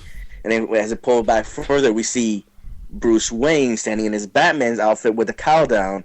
And it's like, yeah, that's pretty cool so far. Superman's getting this. And then as soon as the video stops, Batman puts the cowl on, gets in the Batmobile, starts driving away, and the Batmobile starts driving towards the screen. Yeah, and I think that's especially as far as teaser trailers go, that'd be great. Because it's it captures the essence of Batman. He's not even going to say anything. He's just going to put on the mask and, it's time to go to work. And I'm exactly. But Master Bruce, you haven't finished your tea. Just do what you got to do. Yeah. So, I don't know. It's interesting to have, a spoiler for a teaser, but it would be interesting if that ends up actually being what they have. Blooders Snow 7 mentioned that there's a fan-made video of the teaser, or what the teaser's supposed to be. So, and also it would be nice to actually see footage, because that movie's not coming out for 2 more years. So it's also interesting that they're already putting out a teaser. I just hope it's not like some other teasers where literally it's just sounds and a few words on the screen, there's never actually any footage, or it's just a half second of footage. So if they actually put together something like that, that would actually be quite excellent. Yes, it would be. But it's Warner Brothers, so don't hold your breath. You will pass out. Out, you die. Yeah. So there is something positive to say about Warner Brothers and DC. Before I go to that, I'll go to Casey. She says there are so many female characters that many love who they could make into movies. For, say, Miss Marvel, who would be excellent and fit into the Marvel Universe perfectly, Black Widow and more, but they just want to take the chance on it, to be honest. Yeah, and that's the thing, but it's I don't know. I mean, obviously, I'm not a marketer, but to me it just seems like they're not even taking that big of a chance. It's to me the market is obviously there, and they just, I guess they're just they're still thinking the old school way of thinking, and they haven't updated their mindset. I mean, this is the same company that canceled the show because it was appealing to a different demographic. Still popular, still making money, but it was more girls were watching it than boys, and because of that, they didn't want it. Yeah, they're like, ew, cooties. Yeah, that's probably exactly what it is. The DC execs are really just 12-year-old boys, and they're sitting there trying to plot out the rest of what they're going to do for DC for the year, and someone brings up girls and ew, girls have cooties, we can't do that. I think you nailed it, Luis. That's why we have you here, because you just unlocked the secret, and now we finally understand. And really, it isn't that they're sexist. They just need to mature more. And obviously, girls mature faster than boys, and maybe eventually Warner Brothers will get there. So they'll be. Yeah, it's like when you had like the little kids do the clubhouse and they put up the sign, "No girls allowed." Yeah, pretty much. I would not even doubt it. They have that exact sign like on their executive office. Like that's how bad DC is. However, DC has managed to do something good for once. They're obviously giving Batgirl not only a new creative team, but a new costume. So the new project is going to be Cameron Stewart and Brendan Fletcher taking over writing duties. And never mind. So the new artist will be Babs Tarr, who I'm not familiar with. But it's really interesting. I think it first premiered on MTV.com, which I forgot. I always forget MTV is even still around and relevant. But so they posted a picture of what the new costume is going to look like. And obviously the thing that pops out the most, and that's really interesting that they actually took the time to actually highlight that. So they have a picture of what, most of the female characters in comics look like, and versus their new modern design. And it has the text. It says leather jacket, not spandex, and it shows like the leather version of a costume where like the huge boobs are there, and then like a more conservative leather jacket. So it's like, okay, it doesn't have to be over sexualized. So just from that alone, it looks like they're actually having a step in the right direction. So I'll post that in the chat so people can check it out. And it's just like, I don't know, it really seems like, I just feel like there's a catch. It's like, this is still DC we're dealing with, Yeah, there's a catch. Yeah. Because there's a story behind all this, too. Oh, do you know what it is? I do know what it is. It started out with, because, the thing is with comics, they're planned usually around like a year, even up to 2 years ahead of time. Yeah. So, I'm not sure exactly when it started, but I don't know if it was like maybe early this year, last year, Gail Simone, who was writing Batgirl, or is still now, until the creative change, she got approached by her then editor, Katie Kubert, who's the granddaughter of Joe Kubert, and I guess niece or something, Andy and Adam, she's now an editor in the X-Men department at Marvel. So Katie came to Gail and said, "Listen, we want to make Batgirl darker. We want to make the book more grim." Gail did not want to do that. She said no. And then other editors started coming in and said the same thing. We want to make the book grim. So eventually, Gail was like, "You know what? Fine. I'm leaving Batgirl then." Yeah. So that's why we're getting what we're getting with Batgirl now. Is unfortunately they wanted to take Batgirl in a different direction, and Gail was like, "Well, I don't want to be a part of it then." Huh. I can see Gail Simone. She took her cape and cowl and went home. It's like, you know what? Screw you guys. I think that's interesting because, they have a cover of a picture of what the cover is going to look like, and it really doesn't look like they went with the darker tone. It seems like maybe after she left, like maybe it's sunk in their heads, like, all right, maybe we should stop being dicks about this and actually make, like a more fun-loving Batgirl. And that, because from the looks of it, I mean, from the art at least, that looks like that's what they're going towards. So I think maybe they took Gail Simone walking away to finally open their eyes. I'm hoping. Yeah. I'm hoping. Yeah, but that would mean the DC editors actually were thinking, and as we've seen from like the past, I don't know how many years, they're not thinking. Yeah. The editor's trying to find a way to get her off the title. Maybe. Yeah. I don't know. I don't know that. There's been I wouldn't say so much emphasis on love, but a love-hate relationship with DC and Gail. So. Oh yeah. Oh yeah. They've tried to fire her multiple times, and a lot of times she like cries sexism or some other things, and then they hire her back on. And then DC hardcore fans usually say, "Well, they fired her because she's terrible, and the comic that she's doing is suffering from poor sales. That's why she got fired, not because they're anti-feminist or whatever." Yeah. So there's always like a disparity between her and DC editorial. Yeah. It's been going on for a few years. DC editorial seems to have problems with everybody, though. Like, I know Grant Morrison obviously had like a pretty high profile like split with them as well. Like, supposedly the whole killing of Damon Wayne was just like a F you to DC. Like, I created this great character, everybody loves him. You know what? He's dead. Now what you gonna do? Yeah. And I burned the Lazarus pit. I don't know if he did that, but that seems like a Grant Morrison thing to do. Just walking away as it blows up in the background. What doesn't make sense is how they would allow that to happen. Yeah. Maybe because they're probably thinking, listen, well, we'll just pull a Marvel and just reverse what he did. Well, whatever. We got Flashpoint on the horizon. Yeah, I know, right? Yeah, they're just gonna have Flashpoint 2.0 and just revamp the whole universe again. But another positive thing. Well, this is another thing that also kind of gives me a little bit more hope. So the Mary Sue, the ghost of the Mary Sue, I should call it, after last episode. Just the new Batgirl will have more LGBT representation than ever, says the creative team. So people were worried that, let's see, I think her name is Elisa Yo, Barbara Gordon's. Barbara Gordon's trans roommate from the first appeared in Gail Simone's run of the series, and people were worried that they're going to write her out because it's DC and that's the type of thing they do. But Brendan Fletcher says, yes, Barbara will be moving out. However, Elisa won't be going anywhere. She said, in fact, there'll be more representation of LGBT characters in the future. So that's what does the P stand for?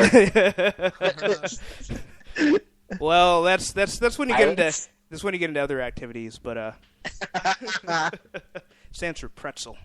They need to be represented as well. But I think it's a step in the right direction. I mean, again, DC, you got to take everything with a grain of salt, much like a pretzel. And and you I don't know. I wish I had more faith in them, but after the whole Batwoman incident and the Young Justice incident, and then the Harley Quinn incident, it's like they've just been batting, incident after incident. Yeah, like they're like a political scandal. Like it's terrible. How is that show Scandal not about DC? I know, right? Maybe that'll be the next season. Carrie says Cassandra Cain. Yeah, I don't know. Maybe I don't know. I'm sure maybe she'll be like Night Batgirl or something, and she'll have her own solo series, or maybe she'll join the CIA with Dick Grayson and they can go stop terrorists or something. I don't know. But yeah, that's a good question though. I don't know what she'll be doing, but but I don't know. I have hopes. I'm probably going to add that to my poll list and take off the adjective list X-Men and add this one and see how it goes. So hopefully I'll actually pick up my poll list and give you guys my thoughts on it. So moving on to the next topic, something that I adore, Agamemnon adores probably even more than I do. That would be cosplay. And Marvel has decided to launch a web series dedicated to cosplay. Basically, it's called The Marvel Method, cosplay, hosted by Judy Stevens and Lorian Kink. Sounds kind of nice. Sounds kinky. You're depraved. What the Spanish call El Terrible. But apparently, the first episode is them putting together a Scarlet Witch costume. I didn't even say Scarlett Johansson witch, but they're putting together a costume for San Diego Comic-Con. I haven't watched the episode yet, but it looks cool. The only thing I think that's bad about this web series is the host is not Kelly Nova. So I'm starting the petition right now. Marvel, I'm kicking down your door until you get Kelly Nova her own series on Marvel YouTube page. Yeah, you bring me that petition. I'll be the first signature on there. I'm signing it in blood. Ocean. 07. Oh. But no, I think it's really awesome. I mean, obviously with the debacle that is Heroes of Cosplay, to have another, obviously this one isn't on TV, but to have like a company with a lot of money behind it, putting it, to promote cosplay more. Obviously, once I see the episode, I'll know if this is a good thing or not. But if to put a positive light on it, I think that's excellent. And just the more cosplay in the world, the better. Well, if it's like a how-to, I have no issues with that. Yeah, I think that's what it is too. And I don't think Marvel's the type to like make a drama thing. I think sci-fi is doing pretty good on its own. Yeah, that's true. The whole dramedy. Yeah, Marvel. I don't know. Marvel overall, they've been pretty good. I mean, just in most things that they do. I mean, there's still the first few episodes of Agents of S.H.I.E.L.D. wasn't too thrilled on, but I mean, everyone stumbles. I mean, the reason why we fall so we can get back up. Master Bruce. So, I don't know. Master Bruce. Wow. I guess it'd be Master Wayne. But anyway, so I don't know. I'm excited. I'm going to check it out sometime before the next podcast and give you guys a better update on it. So, those are pretty much all the topics I got, except for one. So, I teased it, Kickstarter, making the dreams of a young boy come true. And, there have been a lot of stuff of communities coming together. There's a kid who had cancer who wanted to be Batman for the day. So the whole city got together and let him do that. So there have been some good things that people have done. So this kid, all he wanted was $10 so that he could have a potato salad. And so, so this comes from the avclub.com. And so people were pretty well. This was very polarizing for the internet. The internet was very angry that some kid from Ohio has raised over $9,000 so that he can make, quote unquote, a fucking potato salad. It's over 9,000. I swear I heard someone say it was over 35. Oh, okay. Well, this is dated, so I'm sure it's This was July 7th, so it's had a week for the potato salad to marinate in the minds of men and women. So, So okay. This is, I guess the kid actually has a name. So Zach, quote unquote, Danger Brown, wonder if he's related to Danny, set a very reasonable goal of $10 when he created a Kickstarter campaign to help make his mustard and potato based ambitions a reality. But then the sinister tech blog CNET got a hold of it, and the local news, who adorably refers to the website as Kickstart. But now Brown is being inundated with legal currency from total strangers who refer to the project as legendary, epic, and important to me on a deep and spiritual level. The now full-fledged internet phenomenon, potato salad, is currently the #1 project on Kickstarter with 90,829% funding and 25 days left to go, and this was a week ago. It's at $50,000 right now. Wow. Thanks, Casey, for that link. Reward options include potato salad themed hat, Brown saying your name out loud as he makes the potato salad, and bathing in the sweet, sweet tears of artists whose dreams will never become a reality because the internet spent all his money on a dumb joke about potato salad. What are you going to do with all that money? I was actually thinking about putting one for chocolate chip cookies. Except if I raise $50,000, I'm going to be making chocolate chip cookies for all. Hold on. If I put one up about making ice cubes, will you guys help me out? About making ice cubes?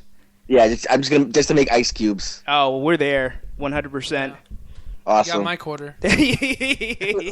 You have my liquid ice, which would be water. In fact, I might even throw in a free ice tray as well. Awesome. Yeah. If you donate $50,000, you get a free ice tray.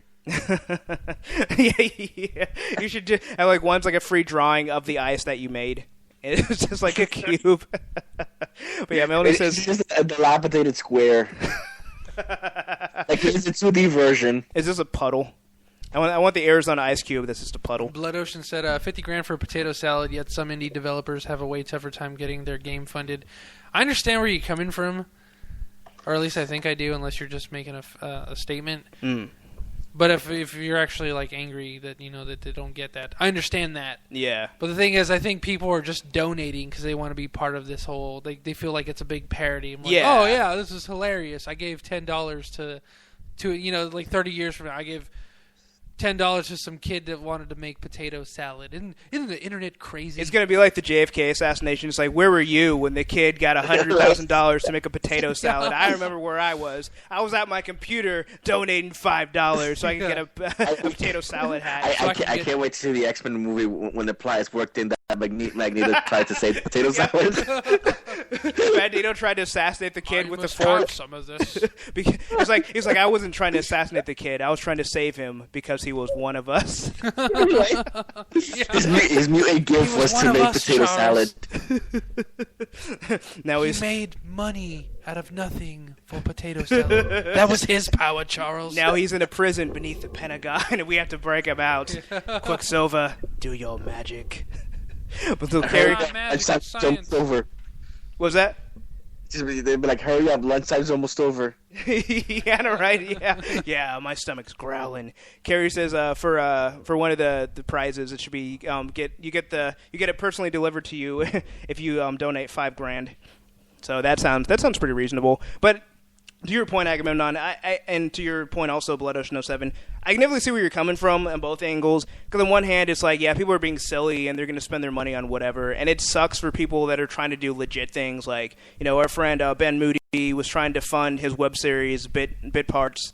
and it ended up not reaching the goal, so we'll never get to see that. And it was really good, really creative series where there are two X-Files like detectives going through different video games, and it was creative. They don't realize that they're part of the video game. They think they actually are detectives. Yeah, and it was really great, and it would have been fantastic to see that full series. Yeah, that would have been awesome. Then it's like on the other hand, you have like Penny Arcade, where it's like, give us $1 million and we'll have no ads for a year. It's like, really?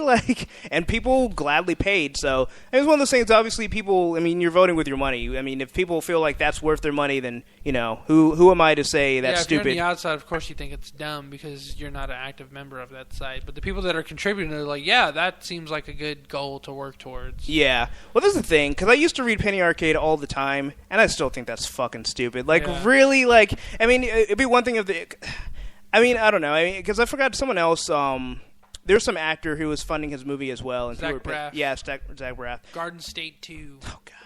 Yeah, well, just that alone it's worth getting pissed off over. So I mean, I don't know. I can see the outrage, but at the same time, yeah, it's like people will spend money on dumb things all the time. I mean, having the internet to facilitate that is no different. But at the end of the day, isn't it just great that Zach Danger Brown is going to get his potato salad?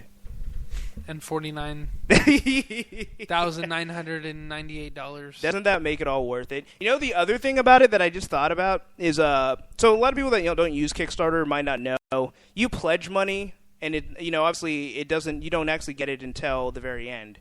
But just because you pledge the money doesn't mean you actually have to pay. Like, there's no legal or any type of binding. It's not like they take it out of your PayPal account when you pledge. Yeah. So it'll be interesting to see how much of the money he actually gets. Like, how many people are saying they're going to do it just because they think it's funny, and how many people are actually going to give him the money. So he might end up. Do you know what would be sad if he ended up not even having enough money to make that potato salad? If everyone. He'll end up with $9.99. I was a penny away. Wasted all on booze and hookers. He gets all depressed because he can't make a potato salad. He just swears off the internet forever. Just becomes like a monk and travels like Kane from Kung Fu. Makes it serious. Yeah, he goes on like a quest to go find the greatest tasting potato salad, and he ends up getting a reality show out of it anyway. And then he has all the potato salad he could ever eat. So at least that would be a happy ending. So. But for the record, though, I'm not giving this kid money. So just in case you guys were wondering, no potato salad for Danger. Maybe Danny. I'm surprised nobody has even just made him one. Like, here, just do this. Dude, I would love to make one, put it in a FedEx envelope, and overnight to him. Just so we can open it and be like, oh, food fit for human consumption. Maybe I'll do that if I can find his address. I'll send him some potato salad from the bottom of my heart. But yeah, so that's pretty much the last topic I have.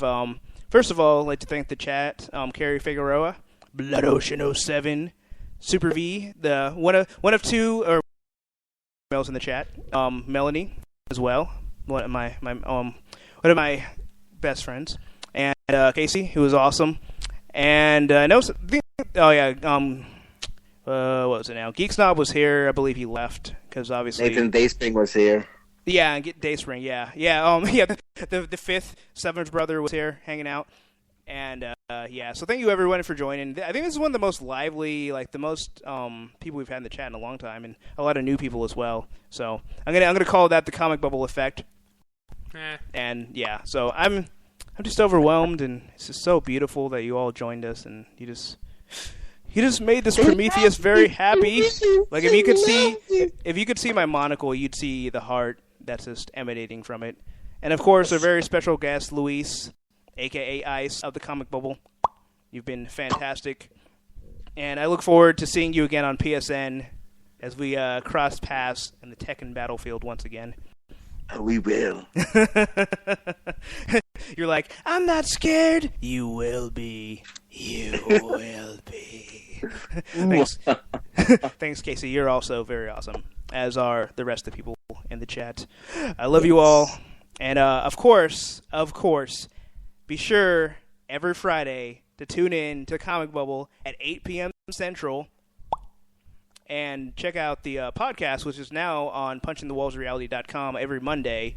for everything you ever would want to know about comics. Like, even if you didn't think you want to know about it, you're going to want to know about it. It's excellent. I've listened to almost every episode. I'm still trying to catch up, but it's fantastic. And I don't know. I'm just very impressed with Luis. It's just like he just came hot out the gates with the comic bubble. Like, I admit unto myself, like, we had growing pains with the podcast, and like Luis's first podcast is like excellent. And we're like, man, I wish we were this good when we started. Like,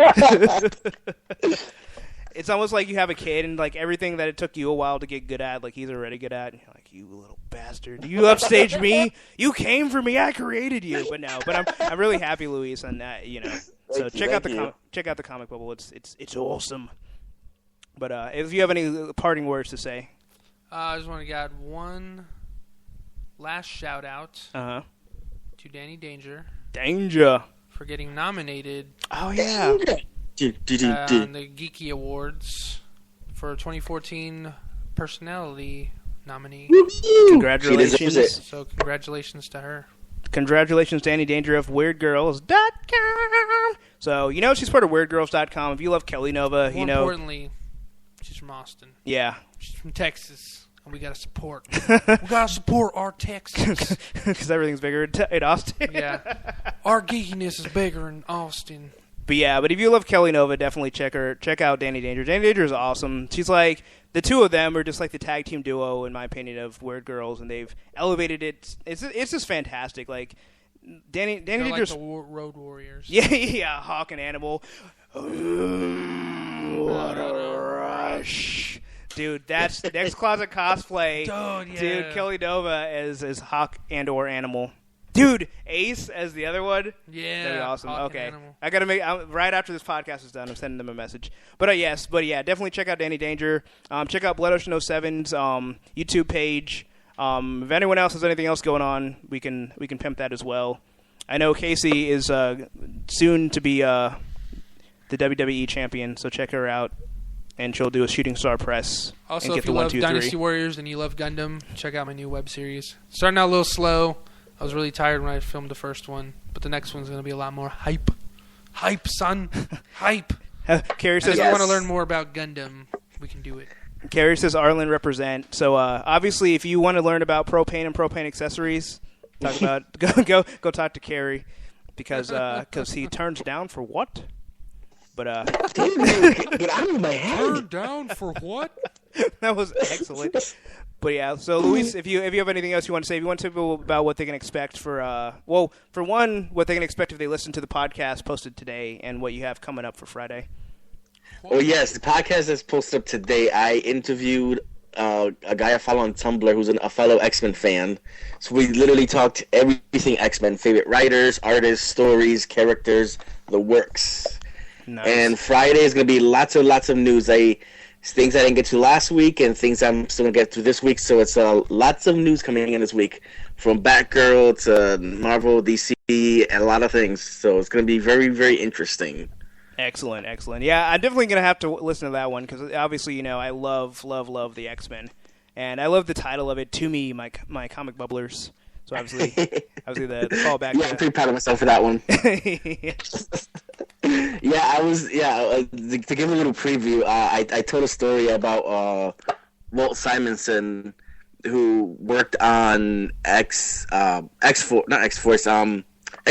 when it originally started in the 80s. I met him back in 2008 in New York Comic Con.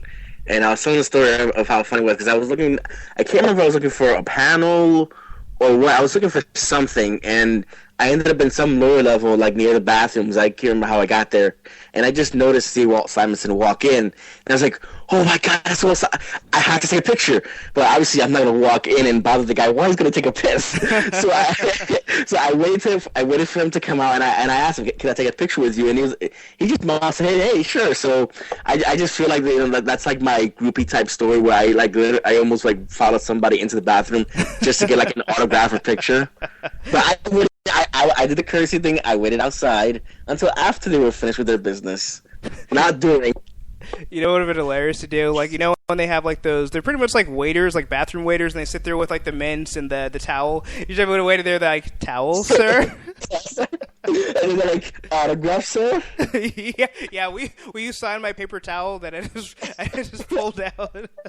Also, my comics. Yes. And of course, there is a new edition of My Thoughts Solicited now also up on punchingthewallsofreality.com. Sweet. Yeah, it's pretty much all the latest solicitations from what's coming out from Marvel, DC, and now you've added Image, so that should be fun. I did. Yes, for September books. Yeah, all the books are great. Image is doing a lot of great things. There's so many books that they're putting out that people should be reading. It's great. If you guys ever wondered if What Works was coming back, stay tuned, find out. Maybe it is. You'll have to read My Thoughts Solicited to find out. I know. I think I'm the only person that gives a crap about What Works, and I don't even give a crap about What Works. Oh, those poor souls. Oh, Casey has told us this. Oh, guys, guess who might be coming to Austin either at the end of the year or summer for RTX? I believe that would be Casey, which would be awesome. We would love to have you here. Yeah, definitely. Well, if you do show up, pizza's on me. Pizza. I'll make bread or whatever food substance that you enjoy consuming. The only thing I was going to say about RTX, we're going to definitely try to have a presence there next year. No, we will have a presence there. Yes, we will have. We say it and we believe it. Yes, it if you believe, you can achieve. Nas taught me that.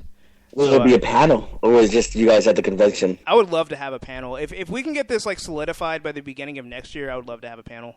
Even if it's just like a panel outside the convention that's not even officially a part of it. Yeah. And they're like, it's just you guys on the street, just like one of those people who are pretending to give news and they're like, "Excuse me, sir, you got to move along." We have like a crudely drawn like RTX sign, just like written in like colored pencils. It's like, yeah, we're totally part of the convention. Come over here. Yeah. Like we don't even have like mics up. We just have like a bullhorn. It's like, and then that's when we've ever started the podcast. That actually reminds me of one of the times I was in Wizard World Philly. I don't know if it was 06. No, it was 07 because it was one of the panels before one of the Marvel ones before like Bendis got there that he was headlining, and me and some of the other guys from the comic board were just like standing around in the front. Like they were standing, I was in the front seat like looking through my comics, and so some guy that works at the con just came up and said, "Hey, listen, if you guys want to just get on stage and check the mics if you want to make sure everything's ready." And we're like, "Wait, what?" And they were just playing around. I was like, "Yeah, before the panel starts, we want to make sure everything's ready for you guys." They're like, "Oh no, we're not headlining the panel. We're just standing here." You totally should have hijacked and be like, "Yeah, this is the comic board panel." We should have. That'd have been hilarious. I mean, what's the worst that can happen?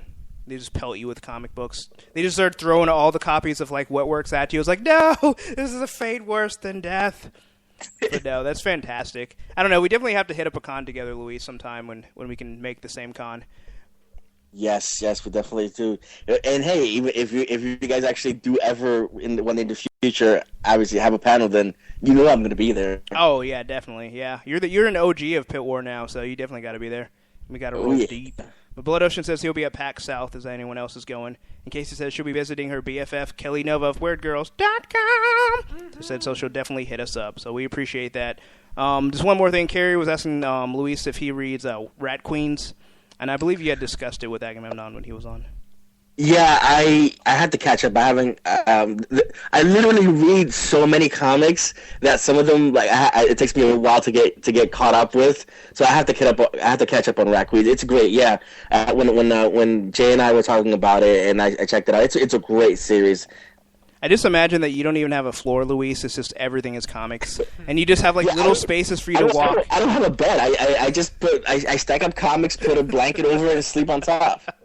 Is your entire house made out of comics, like how people have Lego houses? Yeah, you because when it rains, it's a damn pain to cover everything up. Just put all the Liefeld comics to do the outside of your house. And then all the good comics are on the inside. Yeah, I use that as the shield. And like in the winter when it gets cold, it's my firewood. Yeah, the pouches soak up all the rain. Exactly. All right. Well, with that, this is Prometheus. Where's Agamemnon? This is Ice. And this has been Straight Outta Austin. Thank you, everybody, for joining us once again. Be sure to check out the podcast on Punching the Walls Reality. Check out the Comic Bubble every Friday at 8 p.m. Central. And check our YouTube page because we're starting to update it more actively. youtube.com/PTWOR512. Yes, sir. Yeah. Or you can just type in Punch in the Walls Reality. You'll be the first thing that comes up. Yeah. And yeah, we're trying to get to 100 subscribers. We're trying to go internet platinum. So We're trying to hit 100 subscribers by the end of the year. yeah, so help us out, and we'll feel good about ourselves and not cry ourselves to sleep anymore. You know, honestly, if I think we can hit 100 by the end of the year, we can do another giveaway. Yeah. Oh yeah, definitely. Or Yeah. maybe even before, even if we get it before Christmas, then we can do a Christmas giveaway. I'm gonna give away a signed copy of Nymphomaniacs that I signed. I'm just gonna give $40 PlayStation cards so they can buy Gundam. pretending to be Shia LaBeouf. Yeah. I'm just gonna write I'm not famous anymore on there. Oh, Blood 7 says we should do some collabo work, which I definitely think we should. And we'll definitely have you back on again, Blood, at some point. Probably soon, I guess, whenever Agamemnon disappears, which we'll discuss that later. Yeah, I think in August I'm going to start scheduling everybody that has, because there's been quite a few people that have shown interest in replacing me. But all I know is that we'll never find the body. You can never be replaced. All I know we love you. All I know is that Ice willing, he'll be on every podcast from now on. Oh yes, I am here for you guys, day in and day out. Nice. I will be the Alfred, so you're Bruce Wayne. Oh, I like that. That's how we're going to start the podcast. whenever you take over hosting duties. Will you shoot Joker in the face? Yes, Master Bruce. But we got quite a few other people, at least 5 or 6 other people who showed interest, including Ace, another dude named George, Blood Ocean, 2 other people I can't think the of. comic board as well. Who? Oh yeah, Friday. That's right. He was yeah. Yeah, that's awesome. So yeah, once we get hit closer to August, or probably around the 1st or 2nd of the month, then I'll start putting out the schedule and just give dates for everyone to sign up for. Just to let people know, just before we end this, so we obviously just pimped the YouTube page in real time. Casey just subscribed, so thank you, Casey. Woo. Oh wait, and there's I'm sorry to pull Uncle here from Jackie Chan. One more thing. Be prepared, because coming in August, I don't have the date yet. I had scheduled with these guys and everybody else. In August, it's coming the special Comic Bubble quiz show, and that's gonna be awesome. Yeah, it's gonna be a 1 mega event. Nice. I can't wait. Magnanimous. Yeah, magnanimous. I'm gonna wear my Magneto hat for that one. I don't have one yet, but I'll get one. Nice. I'm just gonna wear a Magneto cape and a smile. And with that, thank you everyone once again. As always, good night and good fight. bye.